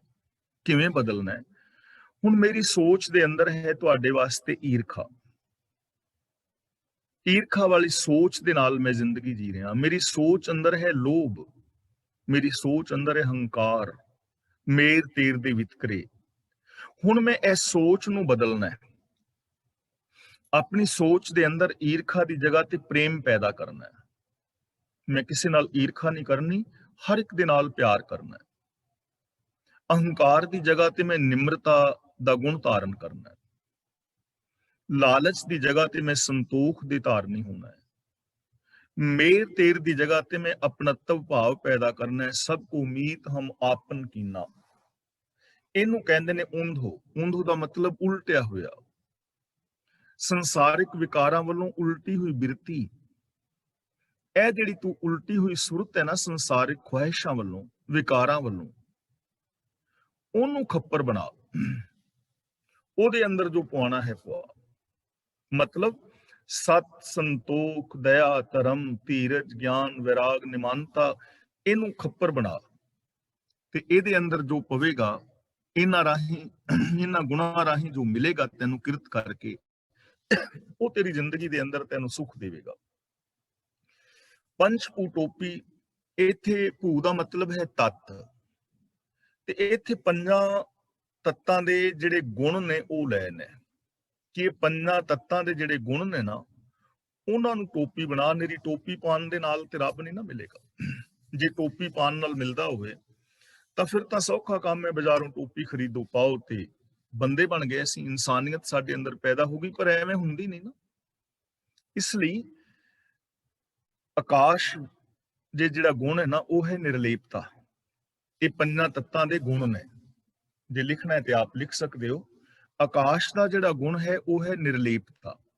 ਜਿਵੇਂ ਆਕਾਸ਼ ਨਿਰਲੇਪ ਹੈ, ਹਰ ਥਾਂ ਦੇ ਉੱਤੇ ਹੈ, ਚਾਹੇ ਕੋਈ ਅਮੀਰ ਹੈ, ਗਰੀਬ ਹੈ, ਕੋਈ ਵੀ ਹੈ, ਨਿਰਲੇਪ ਹੈ ਆਕਾਸ਼। ਇਹਦੇ ਉੱਤੇ ਕੋਈ ਲੇਪ ਨਹੀਂ, ਇਹਦੇ ਨਾਲ ਕੋਈ ਗੰਦਗੀ ਨਹੀਂ ਲੱਗਦੀ, ਨਿਰਲੇਪ। ਇਸੇ ਤਰ੍ਹਾਂ ਨਿਰਲੇਪਤਾ ਨੂੰ ਆਪਣੀ ਜ਼ਿੰਦਗੀ ਦੇ ਅੰਦਰ ਧਾਰਨ ਕਰ। ਤੂੰ ਵੀ ਨਿਰਲੇਪ ਰਹੋ ਵਿਕਾਰਾਂ ਤੋਂ, ਮੇਰ ਤੇਰ ਤੋਂ, ਈਰਖਾ ਦਵੇਸ਼ ਤੋਂ, ਲੱਭ ਲੋਭ ਲਾਲਚ ਤੋਂ। ਇਹਨਾਂ ਤੋਂ ਨਿਰਲੇਪ ਰਹਿਣਾ ਹੈ। ਇਸ ਦੁਨੀਆ ਵਿੱਚ ਰਹਿੰਦਿਆਂ ਹੋਇਆਂ ਵਿਕਾਰਾਂ ਤੋਂ ਨਿਰਲੇਪ ਰਹਿ ਕੇ ਜ਼ਿੰਦਗੀ ਕਰ। ਅਗਨੀ ਦਾ ਸੁਭਾਅ ਹੈ ਮੈਲ ਸਾੜਨਾ। ਅਗਨੀ ਜਿਹੜੀ ਹੈ ਨਾ, ਮੈਲ ਨੂੰ ਸਾੜਦੀ ਹੈ। ਇਹ ਸੁਭਾਅ ਲੈਣਾ ਹੈ। ਤਾਂ ਤੂੰ ਹੀ ਆਪਣੇ ਅੰਦਰੋਂ ਵਿਕਾਰਾਂ ਦੀ ਮੈਲ ਨੂੰ ਸਾੜ। ਤੇ ਅਗਨੀ ਨਿੱਘ ਵੀ ਦਿੰਦੀ ਹੈ, ਤੇ ਤੂੰ ਹੀ ਲੋਕਾਂ ਨੂੰ ਨਿੱਘ ਦੇ। ਤੇਰੇ ਕੋਲੋਂ ਲੋਕਾਂ ਨੂੰ ਨਿੱਘ ਮਿਲਣਾ ਚਾਹੀਦਾ ਹੈ। ਆਪਣੇ ਅੰਦਰੋਂ ਵਿਕਾਰਾਂ ਦੀ ਮੈਲ ਨੂੰ ਸਾੜ, ਕ੍ਰੋਧ ਨੂੰ ਸਾੜ, ਲੋਭ ਨੂੰ ਸਾੜ, ਇਹਨਾਂ ਨੂੰ ਖਤਮ ਕਰ। ਤੇ ਜੋ ਹਵਾ ਹੈ, ਇਹਦਾ ਗੁਣ ਹੈ ਸਮਦਰਸ਼ਤਾ। ਹਵਾ ਸਾਰਿਆਂ ਨੂੰ ਬਰਾਬਰ ਲੱਗਦੀ ਹੈ ਨਾ। ਸੀਤ ਮੰਦ ਸੁਗੰਧ ਚੱਲਿਓ ਸਗਲ ਥਾਨ ਸਮਾਨ, ਜਹਾਂ ਸਾਕਿਸ ਤਹਾਂ ਲਾਗਿਓ ਤਿਲ ਨਾ ਸ਼ੰਕਾ ਮਾਨ। ਹਵਾ ਜਿਹੜੀ ਹੈ, ਅਮੀਰ ਹੋਵੇ ਗਰੀਬ ਹੋਵੇ, ਪੜਿਆ ਹੋਵੇ ਅਨਪੜ੍ਹ ਹੋਵੇ, ਜਦੋਂ ਠੰਡੀ ਠੰਡੀ ਮਿੱਠੀ ਮਿੱਠੀ ਹਵਾ ਚੱਲਦੀ ਹੈ ਤਾਂ ਸਾਰਿਆਂ ਨੂੰ ਬਰਾਬਰ ਲੱਗਦੀ ਹੈ। ਇਸੇ ਤਰ੍ਹਾਂ ਸਮਦਰਸ਼ਤਾ, ਸਾਰਿਆਂ ਦੇ ਨਾਲ ਬਰਾਬਰ ਦਾ ਸੁਭਾਅ ਕਰਨਾ, ਸਾਰਿਆਂ ਦੇ ਨਾਲ ਚੰਗਾ ਵਰਤਾਵ ਕਰਨਾ, ਇਹ ਗੁਣ ਧਾਰਨ ਕਰ। ਤੇ ਜਲ ਦਾ ਜਿਹੜਾ ਪਾਣੀ ਦਾ ਗੁਣ ਹੈ ਉਹ ਹੈ ਸ਼ੀਤਲਤਾ। ਤਾਂ ਆਪਣੀ ਜ਼ਿੰਦਗੀ ਦੇ ਅੰਦਰ ਸ਼ੀਤਲਤਾ ਪੈਦਾ ਕਰ, ਸ਼ਾਂਤੀ ਪੈਦਾ ਕਰ, ਬਿਲਕੁਲ ਰਿਲੈਕਸ ਹੋ ਕੇ ਰਹੋ। ਤੇਰੇ ਅੰਦਰ ਸ਼ਾਂਤੀ ਚਾਹੀਦੀ ਹੈ। ਕਿਉਂ ਕ੍ਰੋਧ ਦੇ ਅੰਦਰ ਆਫਰਿਆ ਫਿਰਦਾ ਹੈ? ਕਿਉਂ ਹੰਕਾਰ ਦੇ ਵਿੱਚ ਫੂੰ ਫੂੰ ਕਰਦਾ ਫਿਰਦਾ ਹੈ? ਸ਼ੀਤਲਤਾ, ਇਹ ਪਾਣੀ ਦਾ ਗੁਣ ਹੈ। ਤੇ ਧਰਤੀ ਦਾ ਗੁਣ ਹੈ ਧੀਰਜ। ਧੀਰਜ ਦਾ ਧਾਰਨੀ ਹੋ। ਪਾਵਨ ਬਾਣੀ ਵਿੱਚ ਬਚਨ ਆਇਆ ਹੈ ਨਾ, ਚੰਦਨ ਅਗਰ ਕਪੂਰ ਲੇਪਨ ਤਿਸ ਸੰਗੇ ਨਹੀਂ ਪ੍ਰੀਤ, ਵਿਸ਼ਟਾ ਮੂਤਰ ਖੋਦ ਤਿਲ ਤਿਲ ਮਨ ਨਾ ਮੰਨੀ ਵਿਪਰੀਤ। ਕਿ ਧਰਤੀ ਦੇ ਉੱਤੇ ਕੋਈ ਚੰਦਨ ਆਦਿਕ ਦਾ ਲੇਪ ਕਰੇ ਤਾਂ ਧਰਤੀ ਉਹਦੇ ਨਾਲ ਕੋਈ ਵੱਖਰਾ ਵਿਹਾਰ ਨਹੀਂ ਕਰਦੀ। ਕਿ ਉਹਦੀ ਪੈਲੀ ਦੇ ਅੰਦਰ ਕਿੱਕਰ ਬੀਜਿਆ ਅੰਗੂਰ ਉਗਾ ਦੇਵੇ। ਤੇ ਜੇ ਕੋਈ ਧਰਤੀ ਤੇ ਗੰਦਗੀ ਪਾਏ ਤਾਂ ਉਹਦੇ ਨਾਲ ਉਹ ਵੱਖਰਾ ਵਿਤਕਰਾ ਨਹੀਂ ਕਰਦੀ ਕਿ ਉਹ ਅੰਗੂਰਾਂ ਦੇ ਬੀਜ ਬੀਜੇ ਤੇ ਉਹਦੀ ਧਰਤੀ ਵਿੱਚ ਕਿੱਕਰ ਉਗਾ ਦੇ। ਐਵੇਂ ਨਹੀਂ, ਧਰਤੀ ਦੇ ਅੰਦਰ ਧੀਰਜ ਹੈ। ਤਾਂ ਪੰਜਵਾਂ ਗੁਣ, ਆਪਣੇ ਜੀਵਨ ਵਿੱਚ ਧੀਰਜ ਪੈਦਾ ਕਰ। ਇਹਨਾਂ ਗੁਣਾਂ ਦੀ ਟੋਪੀ ਬਣਾ। ਨਿਰ ਟੋਪੀ ਪਾਉਣ ਦੇ ਨਾਲ ਪ੍ਰਭੂ ਦਾ ਜਾਂ ਰੱਬ ਦਾ ਕੋਈ ਸੰਬੰਧ ਨਹੀਂ ਹੈ। ਤਾਂ ਪੰਜਵਾਂ ਤੱਤਾਂ ਦੇ ਗੁਣ ਫਿਰ ਸੁਣ ਲਓ। ਆਕਾਸ਼ ਦੀ ਨਿਰਲੇਪਤਾ, ਅਗਨੀ ਦਾ ਸੁਭਾਅ ਮੈਲ ਸਾੜਨਾ, ਹਵਾ ਦਾ ਗੁਣ ਸਮਦਰਸ਼ਤਾ, ਜਲ ਦੀ ਸ਼ੀਤਲਤਾ ਔਰ ਧਰਤੀ ਦਾ ਧੀਰਜ। ਇਹਨਾਂ ਪੰਜ ਗੁਣਾਂ ਦਾ ਧਾਰਨੀ ਹੋ। ਇਹ ਹੈ ਤੇਰੀ ਟੋਪੀ। ਸੰਸਾਰਿਕ ਬਿਰਤੀਆਂ ਵੱਲੋਂ ਆਪਣੇ ਮਨ ਨੂੰ, ਆਪਣੀ ਸੋਚ ਨੂੰ ਬਦਲ ਔਰ ਇਹਨਾਂ ਸ਼ੁਭ ਗੁਣਾਂ ਦੀ ਟੋਪੀ ਬਣਾ। ਕਾਇਆ ਕੜਾਸਨ ਮਨ ਜਾਗੋਟੀ। ਕੜਾਸਨ ਦਾ ਮਤਲਬ ਹੈ ਕੱਟ ਦਾ ਆਸਣ। ਯਾਨੀ ਆ ਜਿਹੜੀ ਘਾਹ ਹੈ ਨਾ, ਦੱਬ, ਜੋ ਕਿ ਦੱਬ ਦਾ ਆਸਣ ਬਣਾਉਂਦੇ ਨੇ ਤੇ ਉਸ ਆਸਣ ਦੇ ਉੱਤੇ ਬਹਿੰਦੇ ਨੇ। ਜਾਗੋਟੀ ਦਾ ਮਤਲਬ ਇੱਥੇ ਹੈ ਲੰਗੋਟੀ, ਜੋ ਕਿ ਲੰਗੋਟੀ ਬੰਨਦੇ ਨੇ ਔਰ ਫੂੜੀ ਵਿਛਾ ਕੇ ਇੱਕ ਆਸਣ ਘਾਹ ਦਾ ਦੱਬ ਦਾ ਬਣਾ ਕੇ ਉਹਦੇ ਉੱਤੇ ਬਹਿੰਦੇ ਨੇ। ਤਾਂ ਕਾਇਆ ਕੜਾਸਨ, ਕੜਾਸਨ ਦਾ ਮਤਲਬ ਕੱਟ ਆਸਣ, ਦੱਬ ਦਾ ਆਸਣ। ਸਰੀਰ ਨੂੰ ਵਿਕਾਰਾਂ ਵੱਲੋਂ ਨਿਰਮਲ ਰੱਖਣਾ, ਇਹ ਦੱਬ ਦਾ ਆਸਣ ਹੈ। ਜੇ ਕੋਈ ਹੁਣ ਬੰਦਾ ਦੱਬ ਵੱਢ ਲਵੇ, ਦੱਬ ਇੱਕ ਵਿਸ਼ੇਸ਼ ਕਿਸਮ ਦਾ ਘਾਹ ਹੁੰਦਾ ਹੈ, ਇੰਡੀਆ ਚ ਆਪ ਸਾਰਿਆਂ ਨੂੰ ਪਤਾ ਹੋਏਗਾ, ਤੇ ਉਹਦਾ ਇੱਕ ਆਸਣ ਬਣਾਉਂਦੇ ਨੇ ਜੋਗੀ, ਉਹਦੇ ਉੱਤੇ ਬਹਿੰਦੇ ਨੇ। ਹੁਣ ਜੇ ਆਸਣ ਬਣਾ ਕੇ ਉਹਦੇ ਤੇ ਬਹਿਣ ਦੇ ਨਾਲ ਇਨਸਾਨੀਅਤ ਪੈਦਾ ਹੁੰਦੀ ਹੋਵੇ, ਜਾਂ ਕੋਈ ਗਿਆਨ ਵਿੱਚ ਵਾਧਾ ਹੁੰਦਾ ਹੋਵੇ, ਜਾਂ ਸਮਾਜ ਦਾ ਭਲਾ ਹੁੰਦਾ ਹੋਵੇ, ਜਾਂ ਰੱਬ ਮਿਲਦਾ ਹੋਵੇ, ਤਾਂ ਇਹ ਤਾਂ ਬਹੁਤ ਸੌਖਾ ਕੰਮ ਹੈ। ਪਰ ਨਿਰਾ ਘਾਹ ਦੇ ਦੱਬ ਦੇ ਆਸਣ ਉੱਤੇ ਬੈਠਣ ਨਾਲ ਪ੍ਰਭੂ ਦਾ ਮਿਲਾਪ ਨਹੀਂ ਨਾ ਹੁੰਦਾ। ਇਸ ਲਈ ਗੁਰੂ ਜੀ ਕਹਿੰਦੇ ਨੇ, ਇਸ ਆਸਣ ਨੂੰ ਛੱਡ, ਸਰੀਰ ਨੂੰ ਵਿਕਾਰਾਂ ਵੱਲੋਂ ਨਿਰਲੇਪ ਰੱਖ। ਸਰੀਰ ਨੂੰ ਆਸਣ ਬਣਾ, ਇਹਦੇ ਵਿੱਚੋਂ ਵਿਕਾਰਾਂ ਨੂੰ ਕੱਢ। ਮਨ ਜਾਗੋਟੀ, ਤੇ ਜਿਹੜਾ ਮਨ ਹੈ ਨਾ, ਇਹਨੂੰ ਕਾਬੂ ਦੇ ਅੰਦਰ ਰੱਖ। ਮਨ ਨੂੰ ਲੰਗੋਟੀ ਬਣਾ, ਮਨ ਨੂੰ ਕਾਬੂ ਦੇ ਅੰਦਰ ਰੱਖਣਾ, ਇਹ ਲੰਗੋਟ ਹੋਣਾ ਚਾਹੀਦਾ ਹੈ। ਜੇ ਤੇਰਾ ਮਨ ਕਾਬੂ ਵਿੱਚ ਨਹੀਂ ਤਾਂ ਲੰਗੋਟੀ ਬੰਨਣ ਦੇ ਨਾਲ ਕੀ ਹੋਏਗਾ? ਲੰਗੋਟੀ ਬੰਨਣ ਦੇ ਨਾਲ ਰੱਬ ਥੋੜਾ ਮਿਲ ਜਾਏਗਾ। ਲੰਗੋਟੀ ਬੰਨਣ ਦੇ ਨਾਲ ਕੋਈ ਧਰਮੀ ਥੋੜਾ ਹੋ ਜਾਏਗਾ। ਜੇ ਮਨ ਕਾਬੂ ਵਿੱਚ ਨਹੀਂ, ਮਨ ਵਿੱਚ ਵਿਕਾਰ ਨੇ, ਮਨ ਵਿੱਚ ਅਹੰਕਾਰ ਹੈ। ਇਸ ਲਈ ਗੁਰੂ ਜੀ ਕਹਿੰਦੇ ਨੇ, ਇਸ ਮਨ ਨੂੰ ਕਾਬੂ ਵਿੱਚ ਰੱਖ, ਇਹ ਹੈ ਤੇਰੀ ਲੰਗੋਟੀ। ਮੇਰੀ ਲੰਗੋਟੀ ਦੇ ਨਾਲ ਰੱਬ ਨਹੀਂ ਮਿਲਣ ਵਾਲਾ। ਤਾਂ ਕਾਇਆ ਨੂੰ ਵਿਕਾਰਾਂ ਤੋਂ ਨਿਰਲੇਪ ਰੱਖਣਾ, ਇਹ ਤੇਰਾ ਆਸਣ ਹੋਵੇ। ਮਨ ਨੂੰ ਕਾਬੂ ਦੇ ਅੰਦਰ ਰੱਖਣਾ, ਇਹ ਤੇਰੀ ਲੰਗੋਟੀ ਹੋਵੇ। ਸਤ ਸੰਤੋਖ ਸੰਜਮ ਹੈ ਨਾਲ। ਸਤ, ਸੰਤੋਖ ਤੇ ਸੰਜਮ, ਇਹ ਨਾਲ ਹੋਣ, ਇਹ ਤੇਰੇ ਚੇਲੇ ਹੋਣ। ਇਹਨਾਂ ਨੂੰ ਆਪਣੇ ਸਾਥੀ ਬਣਾ। ਜੋਗੀਆਂ ਦੇ ਚੇਲੇ ਨੇ ਜਾਂ ਸਾਥੀ ਨੇ, ਤਾਂ ਸਾਡੇ ਸਾਥੀ ਕੌਣ ਹੋਣੇ ਚਾਹੀਦੇ ਨੇ? ਦੇਖੋ, ਦੁਨੀਆ ਦੇ ਵਿੱਚ ਕਿੰਨੇ ਸਾਰੇ ਸਾਥੀ ਨੇ। ਇਹ ਸਾਥ ਤੋਂ ਬਿਨਾਂ ਇਹ ਜ਼ਿੰਦਗੀ ਅਧੂਰੀ ਹੈ। ਭੈਣ ਭਰਾ, ਮਾਂ ਬਾਪ, ਬੱਚੇ, ਪਤੀ ਪਤਨੀ, ਸੱਜਣ ਮਿੱਤਰ, ਯਾਰ ਦੋਸਤ, ਨਾਨਕੇ ਦਾਦਕੇ, ਸਹੁਰੇ, ਇਹ ਸਾਰੇ ਰਿਸ਼ਤੇਦਾਰ ਸੱਜਣ ਮਿੱਤਰ ਚਾਹੀਦੇ ਨੇ ਨਾ ਨਾਲ। ਜੇ ਇਹ ਰਿਸ਼ਤੇ ਨਾਤੇ ਸੱਜਣ ਮਿੱਤਰ ਨਹੀਂ ਹਨ ਤਾਂ ਜ਼ਿੰਦਗੀ ਕਿੰਨੀ ਔਖੀ ਹੋ ਜਾਏਗੀ। ਕਦੇ ਸੋਚੋ ਕਿ ਜੇ ਬੰਦੇ ਨੂੰ ਇਕੱਲਾ ਹੀ ਰਹਿਣਾ ਪਵੇ, ਉਸ ਦਾ ਕੋਈ ਵੀ ਨਾ ਹੋਵੇ, ਤੇ ਇਕੱਲੇ ਨੂੰ ਹੀ ਕਿਤੇ ਰਹਿਣਾ ਪੈ ਜਾਵੇ, ਤਾਂ ਕੈਸੀ ਜ਼ਿੰਦਗੀ ਹੋਏਗੀ ਉਹਦੀ ਭੈਭੀਤ ਕਰਨ ਵਾਲੀ। ਇਕੱਲਾ ਬੰਦਾ ਤਾਂ ਡਿਪਰੈਸ਼ਨ ਦੇ ਅੰਦਰ ਚਲਾ ਜਾਏਗਾ ਨਾ। ਉਹਨੂੰ ਸਾਥ ਦੀ ਲੋੜ ਹੈ, ਸਾਥ ਵਿੱਚ ਹੀ ਸੁੱਖ ਹੈ। ਇਹ ਰਿਸ਼ਤੇ ਨਾਤੇ ਸਾਡੇ ਸੁੱਖਾਂ ਵਾਸਤੇ ਨੇ, ਪਰ ਇੱਕ ਕੌੜੀ ਸੱਚਾਈ ਹੈ ਕਿ ਜਿਹੜੇ ਦੁੱਖ ਔਰ ਚਿੰਤਾਵਾਂ ਮਿਲੇ ਨੇ, ਇਹ ਵੀ ਰਿਸ਼ਤਿਆਂ ਨਾਤਿਆਂ ਚੋਂ ਹੀ ਮਿਲੇ ਨੇ। ਜਿੰਨਾ ਦੁੱਖ ਬੰਦੇ ਨੂੰ ਆਪਣਿਆਂ ਤੋਂ ਮਿਲਿਆ ਹੈ, ਸ਼ਾਇਦ ਹੀ ਬੇਗਾਨਿਆਂ ਤੋਂ ਮਿਲਿਆ ਹੋਵੇ, ਸ਼ਾਇਦ ਹੀ ਦੁਸ਼ਮਣਾਂ ਤੋਂ ਮਿਲਿਆ ਹੋਵੇ। ਜਿੰਨਾ ਆਪਣਿਆਂ ਤੋਂ ਮਿਲਿਆ ਹੈ, ਆਪਣੇ ਹੀ ਦੁਸ਼ਮਣ ਬਣ ਜਾਂਦੇ ਨੇ। ਆਪਣਿਆਂ ਤੋਂ ਹੀ ਬੰਦੇ ਨੂੰ ਦੁੱਖ ਮਿਲਦਾ ਹੈ। ਉਹਦਾ ਰੀਜ਼ਨ ਕੀ ਹੈ? ਉਹਦਾ ਰੀਜ਼ਨ ਇਹ ਹੈ ਕਿ ਗੁਣ ਨਹੀਂ ਹਨ। ਜੇ ਜੀਵਨ ਵਿੱਚ ਗੁਣ ਨਹੀਂ ਤਾਂ ਰਿਸ਼ਤੇ ਨਾਤੇ ਤੇ ਹੋਣਗੇ ਪਰ ਸੁੱਖ ਨਹੀਂ ਹੋਏਗਾ। ਇਸ ਲਈ ਗੁਰੂ ਜੀ ਕਹਿੰਦੇ ਨੇ, ਆਪਣੇ ਸਾਥੀ ਬਣਾ ਸੱਚ ਨੂੰ, ਸੱਚਾ ਆਚਰਨ ਹੋਵੇ ਤੇਰਾ।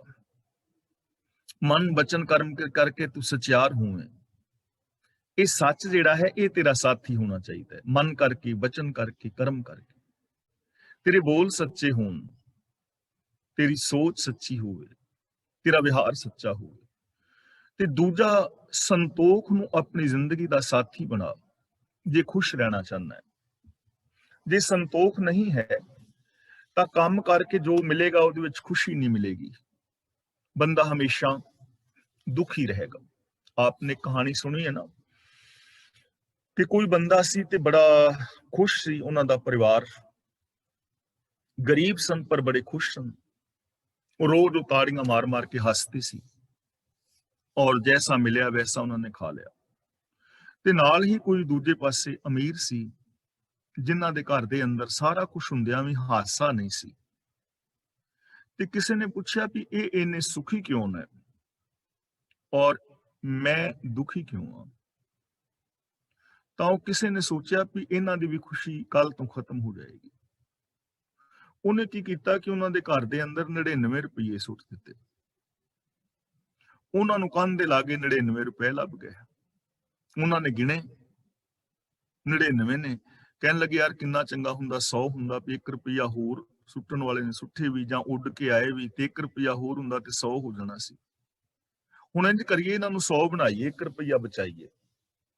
ਬਸ ਹੁਣ ਉਹ 1 ਰੁਪਿਆ ਬਚਾਉਣ ਦੇ ਚੱਕਰ ਵਿੱਚ ਪੈ ਗਏ ਕਿ 1 ਰੁਪਿਆ ਬਚਾਇਆ ਕਿਵੇਂ ਜਾਵੇ। ਤੜਕੇ ਲੱਗਣੇ ਵੀ ਘੱਟ ਹੋ ਗਏ, ਹਾਸੇ ਵੀ ਖਤਮ ਹੋ ਗਏ।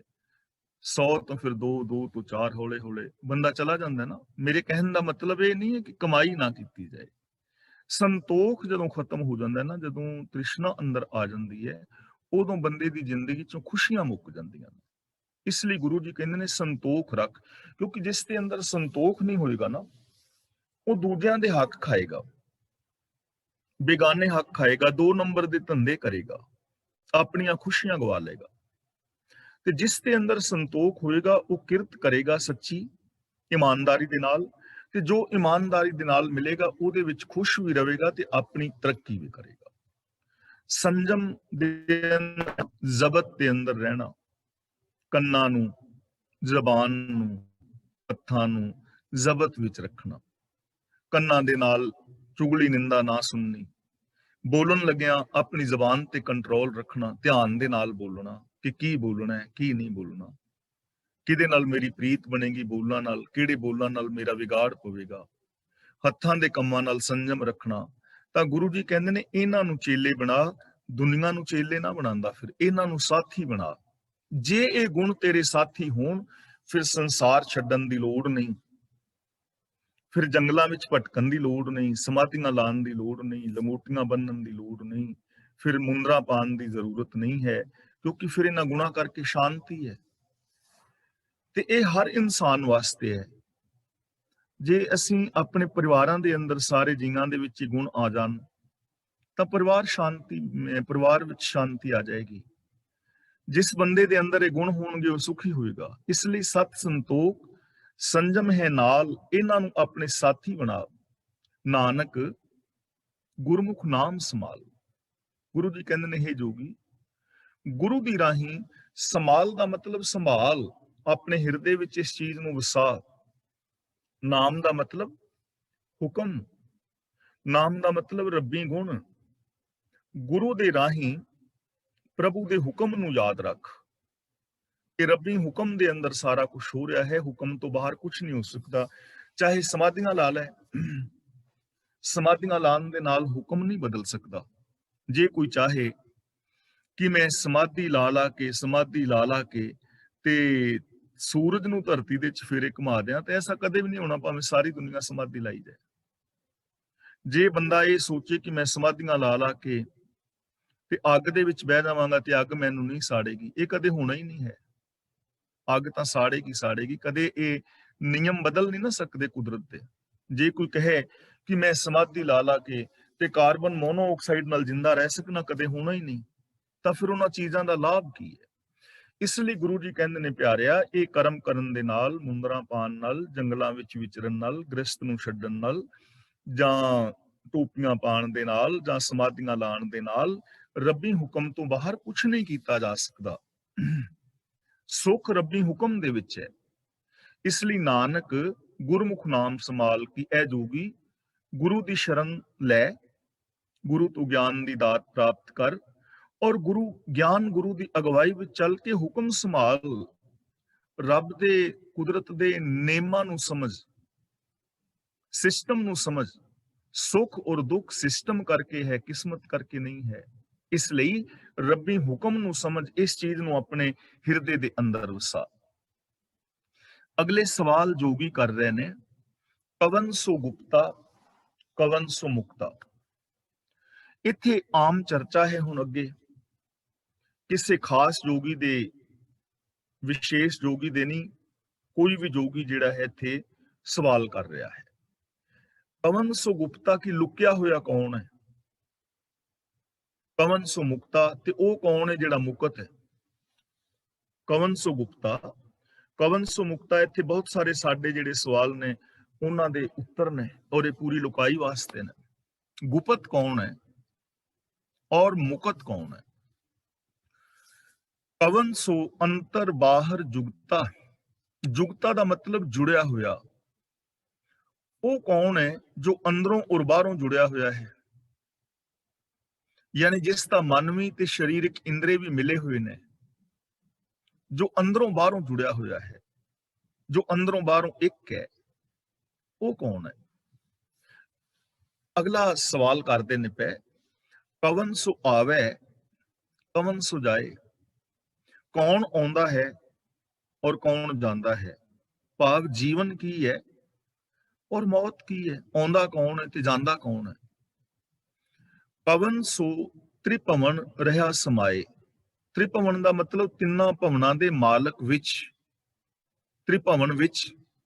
ਰਹਾ ਸਮਾਏ ਦਾ ਮਤਲਬ ਸਮਾਇਆ ਹੋਇਆ ਹੈ। ਤ੍ਰਿਲੋਕੀ ਦੇ ਨਾਥ ਵਿੱਚ ਲੀਨ ਕੌਣ ਹੈ? ਕੌਣ ਹੈ ਜੋ ਰੱਬ ਦੇ ਅੰਦਰ ਸਮਾਇਆ ਹੋਇਆ ਹੈ? ਤੇ ਦੂਜਾ ਵਿਦਵਾਨ ਇਸ ਦਾ ਅਰਥ ਇਹ ਵੀ ਲੈਂਦੇ ਨੇ ਕਿ ਉਹ ਕੌਣ ਹੈ ਜੋ ਤਿੰਨਾਂ ਜਹਾਨਾਂ ਵਿੱਚ ਵਿਆਪਕ ਹੈ। ਪਰ ਜ਼ਿਆਦਾ ਇੱਥੇ ਬੈਟਰ ਹੈ ਕਿ ਉਹ ਕੌਣ ਹੈ ਜੋ ਰੱਬ ਦੇ ਅੰਦਰ ਸਮਾਇਆ ਹੋਇਆ ਹੈ, ਜੋ ਤ੍ਰਿਲੋਕੀ ਦੇ ਅੰਦਰ ਸਮਾਇਆ ਹੋਇਆ ਹੈ। ਉਹ ਬੰਦਾ ਕੌਣ ਹੈ? ਉਹਦੀ ਨਿਸ਼ਾਨੀ ਕੀ ਹੈ? ਤਾਂ ਗੁਰੂ ਜੀ ਇਸ ਦਾ ਉੱਤਰ ਦੇ ਰਹੇ ਨੇ, ਘਟ ਘਟ ਗੁਪਤਾ, ਗੁਰਮੁਖ ਮੁਕਤਾ। ਉਹ ਪ੍ਰਭੂ ਜੋ ਹਰ ਸਰੀਰ ਵਿੱਚ ਮੌਜੂਦ ਹੈ, ਉਹ ਗੁਪਤ ਹੈ। ਕਵਨ ਸੋ ਗੁਪਤਾ ਸੀ ਨਾ, ਕਿ ਗੁਪਤ ਕੌਣ ਹੈ, ਲੁਕਿਆ ਹੋਇਆ ਕੌਣ ਹੈ। ਹੁਣ ਘਟ ਘਟ ਦਾ ਮਤਲਬ ਹਰ ਸਰੀਰ ਵਿੱਚ, ਹਰ ਹਿਰਦੇ ਦੇ ਅੰਦਰ ਜੋ ਹੈ ਉਹ ਲੁਕਿਆ ਹੋਇਆ ਹੈ, ਉਹ ਗੁਪਤ ਹੈ। ਔਰ ਹਕੀਕਤ ਹੈ ਕਿ ਸਾਡੇ ਅੰਦਰ ਰੱਬੀ ਗੁਣ ਮੌਜੂਦ ਨੇ, ਪਰ ਲੁਕੇ ਹੋਏ ਨੇ, ਪ੍ਰਗਟ ਨਹੀਂ ਨਾ। ਜਿਵੇਂ ਅਸੀਂ ਰੋਜ਼ ਵਿਚਾਰ ਕਰ ਰਹੇ ਹਾਂ ਕਿ ਸਾਡੇ ਅੰਦਰ ਸੱਚ ਵੀ ਹੈ, ਦਇਆ ਵੀ ਹੈ, ਪ੍ਰੇਮ ਵੀ ਹੈ, ਨਿਰਭੈਤਾ ਹੈ, ਨਿਰਵੈਰਤਾ ਹੈ। ਇਹ ਸਾਰੇ ਗੁਣ ਸਾਡੇ ਵਿੱਚ ਮੌਜੂਦ ਨੇ ਨਾ, ਪਰ ਅਸੀਂ ਇਹਨਾਂ ਨੂੰ ਪ੍ਰਗਟ ਨਹੀਂ ਕੀਤਾ ਹੈ। ਪ੍ਰਗਟ ਨਹੀਂ ਹਨ ਕਿਤੇ ਵੀ। ਕੁਝ ਚੰਦ ਲੋਕਾਂ ਦੇ ਅੰਦਰ ਪ੍ਰਗਟ ਨੇ, ਤੇ ਉਹਨਾਂ ਨੂੰ ਗੁਰੂ ਪਾਤਸ਼ਾਹ ਜੀ ਕਹਿ ਰਹੇ ਨੇ, ਹੈਨ ਵਿਰਲੇ ਨਾ ਹੀ ਘਣੇ, ਫੈਲ ਫਕਰ ਸੰਸਾਰ, ਵਿਰਲੇ ਵਿਰਲੇ ਇਨਸਾਨ ਹੈ ਨੇ ਜਿਨ੍ਹਾਂ ਦੇ ਅੰਦਰ, ਜਿਨ੍ਹਾਂ ਨੇ ਆਪਣੇ ਅੰਦਰੋਂ ਇਹਨਾਂ ਚੀਜ਼ਾਂ ਨੂੰ ਪ੍ਰਗਟ ਕੀਤਾ ਹੈ। ਹੁਣ ਗੁਪਤ ਉਹ ਹੈ ਜੋ ਹਰ ਇੱਕ ਦੇ ਅੰਦਰ ਸਮਾਇਆ ਹੋਇਆ ਹੈ। ਉਹ ਕਿਤੇ ਵੱਖਰਾ ਨਹੀਂ ਬੈਠਾ, ਆਕਾਸ਼ ਵਿੱਚ ਨਹੀਂ ਬੈਠਾ, ਸੱਚਖੰਡ ਵਿੱਚ ਨਹੀਂ ਬੈਠਾ, ਜੰਨਤ ਵਿੱਚ ਨਹੀਂ ਬੈਠਾ, ਸਵਰਗ ਵਿੱਚ ਨਹੀਂ ਬੈਠਾ, ਕੋਈ ਵੱਖਰਾ ਬੈਕੁੰਠ ਧਾਮ ਨਹੀਂ ਹੈ। ਘਟ ਘਟ ਹਰ ਹਿਰਦੇ ਦੇ ਅੰਦਰ ਹੀ ਗੁਪਤ ਵਰਤ ਰਿਹਾ ਹੈ। ਤਾਂ ਉਹਨੂੰ ਪ੍ਰਗਟ ਕਰਨਾ ਹੈ। ਉਹਨੂੰ ਪ੍ਰਗਟ ਕਰਨ ਦਾ ਮਤਲਬ ਇਹ ਨਹੀਂ ਕਿ ਅੰਦਰ ਕਿਤੇ ਦਸਮ ਦੁਆਰ ਵਿੱਚ ਜੋਤ ਜਗੇਗੀ, ਜਾਂ ਚਾਨਣ ਦਿਸੇਗਾ, ਜਾਂ ਬੰਸਰੀ ਵੱਜੇਗੀ, ਜਾਂ ਢੋਲਕੀਆਂ ਦੀ ਆਵਾਜ਼ ਆਏਗੀ।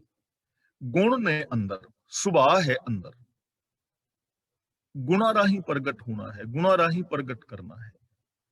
ਕੋਈ ਵੀ ਆਪਣੇ ਸੁਭਾਅ ਦੇ ਵਿੱਚ ਉਹਨੂੰ ਪ੍ਰਗਟ ਕਰ ਸਕਦਾ ਹੈ, ਗੁਣਾਂ ਨੂੰ, ਸੱਚ ਨੂੰ, ਦਇਆ ਨੂੰ, ਪ੍ਰੇਮ ਨੂੰ। ਹਰ ਥਾਂ ਤੇ ਗੁਪਤ ਵਰਤ ਰਿਹਾ ਹੈ, ਔਰ ਇਹਦੇ ਤੋਂ ਅਸੀਂ ਇਨਕਾਰੀ ਨਹੀਂ ਹੋ ਸਕਦੇ, ਕੋਈ ਵੀ ਨਹੀਂ ਇਨਕਾਰੀ ਹੋ ਸਕਦਾ। ਤਾਂ ਗੁਰੂ ਜੀ ਕਹਿ ਰਹੇ ਨੇ ਕਿ ਇਹ ਜੋਗੀ ਬਾਹਰ ਜੰਗਲਾਂ ਵਿੱਚ ਜਾ ਕੇ ਲੱਭਣ ਦੀ ਕੀ ਲੋੜ ਹੈ। ਉਹਨਾਂ ਗੁਣਾਂ ਨੂੰ ਤੇ ਕਿਤੇ ਵੀ ਪ੍ਰਗਟ ਕੀਤਾ ਜਾ ਸਕਦਾ ਨਾ। ਗੁਰਮੁਖ ਮੁਕਤਾ, ਮੁਕਤ ਕੌਣ ਹੈ? ਜੋ ਗੁਰੂ ਦੇ ਦੱਸੇ ਰਾਹਾਂ ਤੇ ਤੁਰਦਾ ਹੈ, ਉਹ ਬੰਦਾ ਮੁਕਤ ਹੈ। ਬਾਕੀ ਬੰਧਨ ਵਿੱਚ ਨੇ। ਹੁਣ ਦੇਖੋ ਮੁਕਤ ਕੌਣ ਹੈ? ਧੰਨ ਗੁਰੂ ਤੇਗ ਬਹਾਦਰ ਜੀ ਮਹਾਰਾਜ ਜੀ ਦੇ ਕਿੰਨੇ ਪਿਆਰੇ ਬਚਨ ਨੇ। ਉਸਤਤ ਨਿੰਦਿਆ ਨਾਹੀਂ ਜਿਹੇ, ਕੰਚਨ ਲਹੂ ਸਮਾਨ, ਕਹੋ ਨਾਨਕ ਸੁਨ ਰੇ ਮਨਾ, ਮੁਕਤ ਤਾਹੇ ਤੈ ਜਾਨ। ਮੁਕਤ ਉਹ ਹੈ ਜੋ ਕਿਸੇ ਦੀ ਬਦਖੋਈ ਨਹੀਂ ਕਰਦਾ ਝੂਠੀ, ਜੋ ਕਿਸੇ ਦੀ ਚਾਪਲੂਸੀ ਨਹੀਂ ਕਰਦਾ, ਸੱਚ ਦਾ ਧਾਰ ਨਹੀਂ ਹੈ, ਜੋ ਬੇਗਾਨੇ ਹੱਕ ਨਹੀਂ ਖਾਂਦਾ, ਉਹ ਬੰਦਾ ਮੁਕਤ ਹੈ। ਜੈਸੇ ਜਲ ਮੈਂ ਕਮਲ ਨਿਰਾਲਮ ਮੁਰਗਾਈ ਨੈਸਾਣੇ, ਅਸੀਂ ਪਿੱਛੇ ਵਿਚਾਰ ਰਹੇ ਹਾਂ। ਜੋ ਨਰ ਦੁਖ ਮੈਂ ਦੁਖ ਨਹੀਂ ਮਾਨੈ, ਸੁਖ ਸਨਹਿ ਅਰ ਭੈ ਨਹੀਂ ਜਾਕੈ, ਕੰਚਨ ਮਾਟੀ ਮਾਨੈ। ਨਹਿ ਨਿੰਦਿਆ ਨਹਿ ਉਸਤਤ ਜਾਕੈ, ਲੋਭ ਮੋਹ ਅਭਿਮਾਨਾ, ਹਰਖ ਸੋਗ ਤੇ ਰਹਿ ਨਿਆਰੋ, ਨਾਹਿ ਮਾਨ ਅਪਮਾਨਾ। ਆਸਾ ਮਨਸਾ ਸਗਲ ਤਿਆਗੈ, ਜਾਗਤੇ ਰਹਿ ਨਿਰਾਸਾ, ਕਾਮ ਕ੍ਰੋਧ ਜਿਹ ਪਰਸੈ ਨਾਹਿਨ, ਤਿਹ ਘਟ ਬ੍ਰਹਮ ਨਿਵਾਸਾ। ਗੁਰ ਕਿਰਪਾ ਜਿਹ ਨਰ ਕੋ ਕੀਨੀ, ਤਿਹ ਇਹ ਜੁਗਤ ਪਛਾਨੀ, ਨਾਨਕ ਲੀਨ ਭਇਓ ਗੋਬਿੰਦ ਸਿਉ, ਜਿਉ ਪਾਣੀ ਸੰਗ ਪਾਣੀ। ਤਾਂ ਮੁਕਤ ਕੌਣ ਹੈ? ਜੋ ਗੁਰੂ ਦੇ ਦੱਸੇ ਰਾਹਾਂ ਤੇ ਤੁਰਦਾ ਹੈ, ਉਹ ਬੰਦਾ ਜੀਵਨ ਮੁਕਤ ਹੈ। ਹੁਣ ਦੇਖੋ ਕਿੰਨਾ ਸੌਖਾ ਰਾਸਤਾ ਹੈ ਮੁਕਤੀ ਦਾ। ਇੱਥੇ ਸਾਡੀਆਂ ਕਿੰਨੇ ਵੱਡੀਆਂ ਜਿਹੜੀਆਂ ਗੁੰਝਲਾਂ ਨੇ ਉਹ ਹੱਲ ਹੋ ਰਹੀਆਂ ਨੇ, ਸੋਲਵ ਹੋ ਰਹੀਆਂ ਨੇ, ਕਿ ਮੁਕਤੀ ਮਰਨ ਤੋਂ ਬਾਅਦ ਨਹੀਂ ਹੈ। ਵਿਕਾਰਾਂ ਤੋਂ ਮੁਕਤ ਹੋਣਾ ਹੀ ਮੁਕਤੀ ਹੈ। ਆਪਣਾ ਖਹਿੜਾ ਮਾਰੇ ਸੁਭਾਅ ਤੋਂ ਛਡਾ ਕੇ ਚੰਗਾ ਸੁਭਾਅ ਬਣਾ ਲੈਣਾ, ਗੁਣਾ ਵਾਲਾ ਸੁਭਾਅ, ਗੁਣਾ ਵਾਲੀ ਸੋਚ, ਨਿਰਲੇਪਤਾ, ਐਸੇ ਜੀਵਨ ਦੇ ਵਿੱਚ ਮੁਕਤ ਹੋਣਾ ਹੈ ਵਿਕਾਰਾਂ ਤੋਂ। ਤੇ ਜਿਹੜਾ ਬੰਦਾ ਵਿਕਾਰਾਂ ਤੋਂ ਮੁਕਤ ਹੋ ਜਾਏਗਾ, ਉਹ ਬੰਦੇ ਦੀ ਦੁੱਖਾਂ ਤੋਂ ਵੀ ਖਲਾਸੀ ਹੋ ਜਾਏਗੀ। ਉਹਦਾ ਜੀਵਨ ਇਹ ਨਰਕ ਨਹੀਂ ਬਣੇਗਾ, ਉਹਦਾ ਇਹ ਜੀਵਨ ਸਵਰਗ ਹੋ ਜਾਏਗਾ, ਕਿਉਂਕਿ ਉਹਦੇ ਅੰਦਰ ਸ਼ੁਭ ਗੁਣ ਹੋਣਗੇ। ਇਸ ਲਈ ਗੁਰੂ ਜੀ ਕਹਿੰਦੇ ਨੇ ਘਟ ਘਟ ਦੇ ਅੰਦਰ ਸਮਾਇਆ ਹੋਇਆ ਗੁਪਤ ਹੈ, ਔਰ ਗੁਰੂ ਦੇ ਦੱਸੇ ਰਾਹਾਂ ਤੇ ਤੁਰਨ ਵਾਲਾ ਬੰਦਾ ਮੁਕਤ ਹੈ। ਕਦੇ ਵੀ ਕਰਮਕਾਂਡ ਕਰਨ ਵਾਲਾ ਬੰਦਾ ਮੁਕਤ ਨਹੀਂ ਹੁੰਦਾ। ਚਾਹੇ ਤੀਰਥਾਂ ਤੇ ਨਹਾ ਲਓ, ਸਮਾਧੀਆਂ ਲਾ ਲਓ, ਮਾਲਾ ਫੇਰ ਲਓ, ਜਾਂ ਹੋਰ ਕਰਮਕਾਂਡ ਕਰ ਲਓ, ਗੁਰੂ ਦੇ ਦੱਸੇ ਰਾਹਾਂ ਤੇ ਤੁਰਨ ਵਾਲਾ, ਗਿਆਨ ਗੁਰੂ ਦੀ ਅਗਵਾਈ ਵਿੱਚ ਜ਼ਿੰਦਗੀ ਜੀਣ ਵਾਲਾ, ਬਿਲਕੁਲ ਐਸੇ ਜਹਾਨ ਦੇ ਅੰਦਰ, ਐਸੇ ਜੀਵਨ ਦੇ ਅੰਦਰ ਹੀ ਉਹ ਮੁਕਤ ਹੈ। ਅੰਤਰ ਬਾਹਰ ਸ਼ਬਦ ਸੋ ਜੁਗਤਾ। ਹੁਣ ਸਵਾਲ ਸੀ ਨਾ ਕਿ ਕਿਹੜਾ ਅੰਦਰੋਂ ਬਾਹਰੋਂ ਜੁੜਿਆ ਹੋਇਆ ਹੈ। ਜੋ ਮਨੁੱਖ ਗੁਰੂ ਸ਼ਬਦ ਵਿੱਚ ਜੁੜਿਆ ਹੈ, ਜੁਗਤਾ ਦਾ ਮਤਲਬ ਜੁੜਿਆ, ਸ਼ਬਦ ਦੇ ਦੱਦੇ ਨਾਲ ਸਿਹਾਰੀ ਹੈ। ਸ਼ਬਦ ਵਿੱਚ ਜੋ ਗੁਰੂ ਸ਼ਬਦ ਵਿੱਚ ਜੁੜਿਆ ਹੈ, ਉਹ ਅੰਦਰੋਂ ਬਾਹਰੋਂ ਰੱਬ ਦੇ ਨਾਲ ਹੀ ਜੁੜਿਆ ਹੋਇਆ ਹੈ। ਅੰਤਰ ਬਾਹਰ ਸ਼ਬਦ ਸੋ ਜੁਗਤਾ, ਜੋ ਅੰਦਰੋਂ ਬਾਹਰੋਂ ਪ੍ਰਭੂ ਦੇ ਨਾਲ ਸ਼ਬਦ ਵਿੱਚ ਜੁੜਿਆ ਹੈ, ਉਹੀ ਅੰਦਰੋਂ ਬਾਹਰੋਂ ਰੱਬ ਦੇ ਨਾਲ ਜੁੜਿਆ ਹੋਇਆ ਹੈ, ਰੱਬ ਦੇ ਨਾਲ ਮਿਲਿਆ ਹੋਇਆ ਹੈ। ਹੁਣ ਦੇਖੋ ਸਾਡੀ ਕਿੱਡੀ ਵੱਡੀ ਇੱਕ ਸਵਾਲ ਸਾਡਾ ਵੀ ਹੈ, ਸਾਰੀ ਮਨੁੱਖਤਾ ਦਾ ਹੈ, ਜੋਗੀਆਂ ਦਾ ਵੀ ਸੀ, ਔਰ ਖਾਸ ਕਰਕੇ ਸਾਡਾ ਇਸ ਜੀਵਨ ਦੇ ਅੰਦਰ, ਇਸ ਯੁੱਗ ਦੇ ਅੰਦਰ, ਇਸ ਸਮੇਂ ਦੇ ਅੰਦਰ ਸਾਡਾ ਵੀ ਬੜਾ ਵੱਡਾ ਸਵਾਲ ਹੈ ਕਿ ਰੱਬ ਦੇ ਨਾਲ ਜੁੜਨਾ ਕੀ ਹੈ। ਅੰਤਰ ਬਾਹਰ ਸ਼ਬਦ ਸੋ ਜੁਗਤਾ, ਸ਼ਬਦ ਦੇ ਦੱਦੇ ਨਾਲ ਸਿਹਾਰੀ ਹੈ। ਸ਼ਬਦ ਵਿੱਚ, ਤੇ ਸ਼ਬਦ ਦਾ ਮਤਲਬ ਹੈ ਉਪਦੇਸ਼, ਫਿਲਾਸਫੀ। ਰਾਜਨੀਤਿਕ, ਧਾਰਮਿਕ, ਆਰਥਿਕ, ਸਮਾਜਿਕ, ਸਰੀਰਕ, ਮਾਨਸਿਕ, ਬੌਧਿਕ, ਆਤਮਿਕ, ਪਰਿਵਾਰਕ, ਵਿਵਹਾਰਕ ਤੌਰ ਤੇ ਜੋ ਗੁਰੂ ਸ਼ਬਦ ਵਿੱਚ ਜੁੜਿਆ ਹੋਇਆ ਹੈ ਉਹ ਰੱਬ ਦੇ ਨਾਲ ਜੁੜਿਆ ਹੈ, ਉਹਨੇ ਰੱਬ ਦੀ ਪ੍ਰਾਪਤੀ ਕਰ ਲਈ ਹੈ। ਤਾਂ ਇਹਦਾ ਮਤਲਬ ਗੁਰੂ ਦੇ ਦੱਸੇ ਰਾਹਾਂ ਤੇ ਤੁਰਨਾ ਹੀ ਰੱਬ ਦੀ ਭਗਤੀ ਹੈ। ਗੁਰੂ ਗਿਆਨ ਮੁਤਾਬਕ ਜ਼ਿੰਦਗੀ ਜੀ ਕੇ ਗੁਣਾਂ ਨੂੰ ਪਾ ਲੈਣਾ ਹੀ ਰੱਬ ਨੂੰ ਪਾ ਲੈਣਾ ਹੈ। ਆਪਣੀ ਸੁਰਤ ਨੂੰ ਰੱਬੀ ਗੁਣਾਂ ਵਿੱਚ ਲੀਨ ਕਰ ਦੇਣਾ ਹੀ ਰੱਬ ਦੇ ਵਿੱਚ ਲੀਨ ਹੋ ਜਾਣਾ ਹੈ। ਜਿਹੜਾ ਸ਼ਬਦ ਨਾਲ ਜੁੜਿਆ ਹੈ ਅੰਦਰੋਂ ਬਾਹਰੋਂ, ਜਿਸ ਦੀ ਮਾਨਸਿਕਤਾ ਵਿੱਚ ਵੀ ਗੁਰੂ ਉਪਦੇਸ਼ ਹੈ, ਔਰ ਜੋ ਤਨ ਕਰਕੇ ਵੀ ਗੁਰਮਤ ਵਾਲੇ ਕਰਮ ਕਰਦਾ ਹੈ, ਉਹ ਰੱਬ ਦੇ ਨਾਲ ਜੁੜਿਆ ਹੈ, ਅੰਦਰੋਂ ਬਾਹਰੋਂ ਜੁੜਿਆ ਹੈ। ਉਹ ਅੰਦਰੋਂ ਬਾਹਰੋਂ ਇੱਕ ਹੈ, ਉਹਦਾ ਵਿਹਾਰ ਸਾਰਿਆਂ ਦੇ ਨਾਲ ਇੱਕ ਹੈ। ਉਹ ਅੰਦਰੋਂ ਹੋਰ ਤੇ ਬਾਹਰੋਂ ਹੋਰ ਨਹੀਂ ਹੈ, ਉਹਦੀ ਦ੍ਰਿਸ਼ਟੀ ਇੱਕ ਹੈ। ਤਾਂ ਗੁਰੂ ਸ਼ਬਦ ਦੇ ਨਾਲ ਜੁੜ ਜਾਣਾ ਹੀ ਰੱਬ ਦੇ ਨਾਲ ਜੁੜ ਜਾਣਾ ਹੈ। ਰੱਬ ਕੋਈ ਉੱਤੇ ਬੈਠਾ ਹੋਇਆ ਵੱਖਰਾ ਨਹੀਂ, ਜਿਹੜਾ ਸੱਚਖੰਡ ਵਿੱਚ ਬੈਠਾ ਹੈ ਜਾਂ ਜੰਨਤ ਵਿੱਚ ਬੈਠਾ ਹੈ ਜਾਂ ਸਵਰਗ ਵਿੱਚ ਬੈਠਾ ਹੈ ਜਾਂ ਬੈਕੁੰਠ ਧਾਮ ਵਿੱਚ ਬੈਠਾ ਹੈ ਤੇ ਉੱਤੋਂ ਉਤਰ ਕੇ ਉਹਨੇ ਸਾਨੂੰ ਦਰਸ਼ਨ ਦੇਣੇ ਨੇ ਜਾਂ ਅਸੀਂ ਮਰਨ ਤੋਂ ਬਾਅਦ ਉਹਦੇ ਵਿੱਚ ਜਾ ਕੇ ਮਿਲਣਾ ਹੈ। ਐਸਾ ਨਹੀਂ ਹੈ। ਜਿਹੜਾ ਗੁਰੂ ਸ਼ਬਦ ਦੇ ਨਾਲ ਜੁੜ ਗਿਆ ਉਹ ਅੰਦਰੋਂ ਬਾਹਰੋਂ ਰੱਬ ਦੇ ਨਾਲ ਹੀ ਜੁੜਿਆ ਹੋਇਆ ਹੈ। ਤਾਂ ਜੇ ਅਸੀਂ ਰੱਬੀ ਮਿਲਾਪ ਦਾ ਆਨੰਦ ਚਾਹੁੰਦੇ ਆ ਨਾ ਮਾਨਣਾ, ਤਾਂ ਉਹਦੇ ਵਾਸਤੇ ਇਹੀ ਜੁਗਤ ਹੈ ਇੱਕੋ ਹੀ ਜੋ ਜੋਗੀਆਂ ਨੂੰ ਦੱਸੀ ਜਾ ਰਹੀ ਹੈ ਕਿ ਗੁਰੂ ਗਿਆਨ ਦੇ ਨਾਲ ਜੁੜਨਾ ਹੈ। ਮੁਕੰਮਲ ਜ਼ਿੰਦਗੀ ਸਾਡੀ, ਸਾਡੇ ਬੋਲ, ਸਾਡਾ ਵਿਹਾਰ, ਸਾਡੀ ਮਾਨਸਿਕਤਾ ਗੁਰਮਤ ਅਨੁਸਾਰੀ ਹੋਣੀ ਚਾਹੀਦੀ ਹੈ। ਇਸੇ ਨੂੰ ਸਚਿਆਰ ਕਹਿੰਦੇ ਨੇ ਤੇ ਉਹ ਸਚਿਆਰ ਹੀ ਰੱਬ ਦੇ ਅੰਦਰ ਮਿਲਿਆ ਹੋਇਆ ਹੈ। ਇਹਦਾ ਮਤਲਬ ਸਚਿਆਰ ਹੋ ਜਾਣਾ ਹੀ ਰੱਬ ਦਾ ਮਿਲਾਪ ਹੈ, ਕਿਉਂਕਿ ਰੱਬ ਵੀ ਸਚਿਆਰ ਹੈ ਨਾ। ਬਾਣੀ ਵਿੱਚ ਰੱਬ ਨੂੰ ਸਚਿਆਰ ਹੀ ਆਖਿਆ ਹੈ, ਤੂੰ ਕਰਤਾ ਸਚਿਆਰ ਮਹਿੰਦਾ ਸਾਈਂ, ਤੇ ਅਸੀਂ ਵੀ ਸਚਿਆਰ ਬਣਨਾ ਹੈ। ਤੇ ਜੋ ਮਨ ਬਚਨ ਕਰਮ ਕਰਕੇ ਸੱਚਾ ਹੈ ਉਹ ਸਚਿਆਰ ਹੈ। ਇਹਦਾ ਮਤਲਬ ਮਨ ਬਚਨ ਕਰਮ ਕਰਕੇ ਸੱਚ ਦੇ ਧਾਰਨੀ ਹੋ ਜਾਣਾ ਹੀ ਰੱਬ ਦੀ ਪ੍ਰਾਪਤੀ ਹੈ। ਅਗਲਾ ਬਚਨ ਕਰਦੇ ਨੇ, ਮਨਮੁਖ ਬਿਨਸੈ ਆਵੇ ਜਾਏ। ਮਨਮੁਖ ਦਾ ਮਤਲਬ ਮਨ ਦੇ ਪਿੱਛੇ ਤੁਰਨ ਵਾਲਾ। ਸਵਾਲ ਸੀ ਨਾ, ਕੌਣ ਸੋ ਆਵੇ ਕੌਣ ਸੋ ਜਾਏ, ਵੀ ਕੌਣ ਆਉਂਦਾ ਤੇ ਕੌਣ ਜਾਂਦਾ ਹੈ। ਆਣਾ ਜਾਣਾ ਦਾ ਮਤਲਬ ਭਟਕਣਾ, ਆਵਾਗਮਨ ਦਾ ਮਤਲਬ ਭਟਕਣਾ। ਆਪਾਂ ਲਿਖਿਆ ਸੀ ਨਾ ਸ਼ਬਦ ਆਵਾਗਮਨ, ਭਟਕਣਾ। ਮਨਮੁਖ ਬਿਨਸੈ, ਬਿਨਸੇ ਦਾ ਮਤਲਬ ਆਤਮਕ ਮੌਤੇ ਮਰ ਜਾਂਦਾ ਹੈ। ਮਨਮੁਖ ਦਾ ਮਤਲਬ ਜੋ ਆਪ ਖੁਦਰਾ ਹੈ, ਜੋ ਗੁਰੂ ਗਿਆਨ ਮੁਤਾਬਕ ਜ਼ਿੰਦਗੀ ਨਹੀਂ ਜੀਂਦਾ। ਜਿਹੜਾ ਆਪ ਖੁਦਰਾ ਮਨੁੱਖ ਹੈ ਨਾ, ਉਹ ਸਮਾਜਿਕ ਨਿਯਮਾਂ ਨੂੰ ਵੀ ਤੋੜੇਗਾ, ਧਰਮ ਦੇ ਨਿਯਮਾਂ ਨੂੰ ਵੀ ਤੋੜੇਗਾ, ਦੇਸ਼ ਦੇ ਕਾਨੂੰਨਾਂ ਨੂੰ ਵੀ ਤੋੜੇਗਾ। ਐਸੇ ਬੰਦਿਆਂ ਨੂੰ ਟ੍ਰੈਫਿਕ ਦੇ ਵਿੱਚ ਵੇਖੋਗੇ ਤੇ ਉੱਥੇ ਵੀ ਉਹ ਨਿਯਮਾਂ ਨੂੰ ਤੋੜ ਰਹੇ ਹੋਣਗੇ। ਭਾਵ ਕਿ ਜਿਹੜਾ ਆਪ ਖੁਦਰਾ ਮਨੁੱਖ ਹੈ ਉਹ ਕਿਸੇ ਕਾਇਦੇ ਕਾਨੂੰਨ ਵਿੱਚ ਰਹਿੰਦਾ ਨਹੀਂ। ਤਾਂ ਗੁਰੂ ਜੀ ਕਹਿੰਦੇ ਨੇ ਜੋ ਮਨਮੁਖ ਹੈ, ਗੁਰੂ ਤੋਂ ਬੇਮੁਖ ਹੈ, ਗੁਰੂ ਗਿਆਨ ਦਾ ਧਾਰਨੀ ਨਹੀਂ ਹੈ, ਬਿਨਸੇ ਦਾ ਮਤਲਬ ਉਹ ਆਤਮਕ ਮੌਤੇ ਮਰ ਜਾਂਦਾ ਹੈ। ਉਹਦੇ ਅੰਦਰੋਂ ਇਨਸਾਨੀਅਤ ਮੁੱਕ ਜਾਂਦੀ ਹੈ, ਉਹਦੀ ਜ਼ਮੀਰ ਮਰ ਜਾਂਦੀ ਹੈ, ਕਿਉਂਕਿ ਉਹਨੇ ਸ਼ੁਭ ਗੁਣਾਂ ਦੇ ਧਾਰਨੀ ਉਹ ਨਹੀਂ ਹੋਇਆ। ਉਹਦੇ ਅੰਦਰ ਈਰਖਾ, ਦਵੇਸ਼, ਵੈਰ, ਵਿਰੋਧ ਹੈ। ਇਸ ਲਈ ਆਤਮਕ ਮੌਤੇ ਮਰ ਜਾਂਦਾ ਹੈ। ਤੇ ਆਵੇ ਜਾਏ ਦਾ ਮਤਲਬ ਉਹ ਸਾਰੀ ਜ਼ਿੰਦਗੀ ਭਟਕਣਾ ਵਿੱਚ ਪਿਆ ਰਹਿੰਦਾ ਹੈ। ਉਹਦੀ ਜ਼ਿੰਦਗੀ ਦਾ ਕੋਈ ਗੋਲ ਨਹੀਂ ਹੁੰਦਾ, ਉਹਦਾ ਕੋਈ ਉੱਚਾ ਸੁੱਚਾ ਗੋਲ ਨਹੀਂ ਹੁੰਦਾ। ਮਨ ਦੇ ਪਿੱਛੇ ਤੁਰਨ ਵਾਲੇ ਬੰਦੇ ਦਾ ਕੋਈ ਉੱਚਾ ਗੋਲ ਨਹੀਂ, ਕੋਈ ਉੱਚਾ ਆਦਰਸ਼ ਨਹੀਂ, ਕੋਈ ਉੱਚਾ ਏਮ ਨਹੀਂ, ਔਰ ਉਹ ਭਟਕਣਾ ਦੇ ਵਿੱਚ ਪਿਆ ਹੋਇਆ, ਵਿਕਾਰਾਂ ਦੇ ਵਿੱਚ ਸਾਰੀ ਜ਼ਿੰਦਗੀ ਜੀਂਦਾ, ਆਤਮਕ ਮੌਤੇ ਮਰ ਜਾਂਦਾ ਹੈ। ਨਾਨਕ ਗੁਰਮੁਖ ਸਾਚ ਸਮਾਏ। ਗੁਰਮੁਖ ਦਾ ਮਤਲਬ ਜੋ ਗੁਰੂ ਅਨੁਸਾਰੀ ਹੈ, ਜੋ ਗੁਰੂ ਦੇ ਦੱਸੇ ਰਾਹਾਂ ਤੇ ਤੁਰਦਾ ਹੈ। ਸਾਚ ਸਮਾਏ, ਇੱਥੇ ਸਾਚ ਦੇ ਚੱਚੇ ਨਾਲ ਸਿਹਾਰੀ ਹੈ। ਸੱਚ ਵਿੱਚ ਉਹ ਬੰਦਾ ਸੱਚ ਦੇ ਅੰਦਰ ਸਮਾ ਜਾਂਦਾ ਹੈ, ਉਹ ਸੱਚ ਦਾ ਰੂਪ ਹੋ ਜਾਂਦਾ ਹੈ। ਸੱਚ ਨੂੰ ਹੀ ਗੁਰੂ ਜੀ ਰੱਬ ਕਹਿ ਰਹੇ ਨੇ। ਉਹ ਸੱਚ ਦੇ ਅੰਦਰ ਸਮਾ ਜਾਂਦਾ ਹੈ, ਉਹ ਸੱਚ ਦੇ ਅੰਦਰ ਲੀਨ ਹੋ ਜਾਂਦਾ ਹੈ। ਉਹਦੇ ਅੰਦਰ ਔਰ ਪ੍ਰਭੂ ਦੇ ਅੰਦਰ ਕੋਈ ਫਰਕ ਨਹੀਂ ਰਹਿੰਦਾ। ਆਤਮਕ ਤੌਰ ਤੇ ਉਹ ਰੱਬ ਦਾ ਹੀ ਰੂਪ ਹੋ ਜਾਂਦਾ ਹੈ। ਸੱਚ ਦੇ ਅੰਦਰ ਸਦਾ ਲਈ ਸਮਾ ਜਾਂਦਾ ਹੈ। ਉਹ ਮਨ ਵਚਨ ਕਰਮ ਕਰਕੇ ਸੱਚਾ ਹੋ ਜਾਂਦਾ ਹੈ। ਉਹਦੀ ਭਟਕਣਾ ਮੁੱਕ ਜਾਂਦੀ ਹੈ, ਉਹਦੇ ਅੰਦਰ ਇਨਸਾਨੀਅਤ ਪੈਦਾ ਹੋ ਜਾਂਦੀ ਹੈ। ਉਹਨੂੰ ਹਰ ਚਾਰ ਚੁਫੇਰੇ ਇੱਕੋ ਹੀ ਨਜ਼ਰੀ ਪੈਂਦਾ ਹੈ। ਉਹਦੀ ਮਾਨਸਿਕਤਾ ਵਿੱਚ ਮੇਰ ਤੇਰ ਦੇ ਵਿਤਕਰੇ ਨਹੀਂ ਰਹਿ ਜਾਂਦੇ। ਕਿਦੇ? ਜੋ ਗੁਰਮੁਖ ਹੈ, ਜੋ ਗੁਰੂ ਅਨੁਸਾਰੀ ਹੈ, ਜੋ ਗੁਰੂ ਦੇ ਦੱਸੇ ਰਾਹਾਂ ਤੇ ਤੁਰਨ ਵਾਲਾ ਹੈ। ਅਗਲੀ ਵਿਚਾਰ ਅਸੀਂ ਕੱਲ ਨੂੰ ਕਰਾਂਗੇ।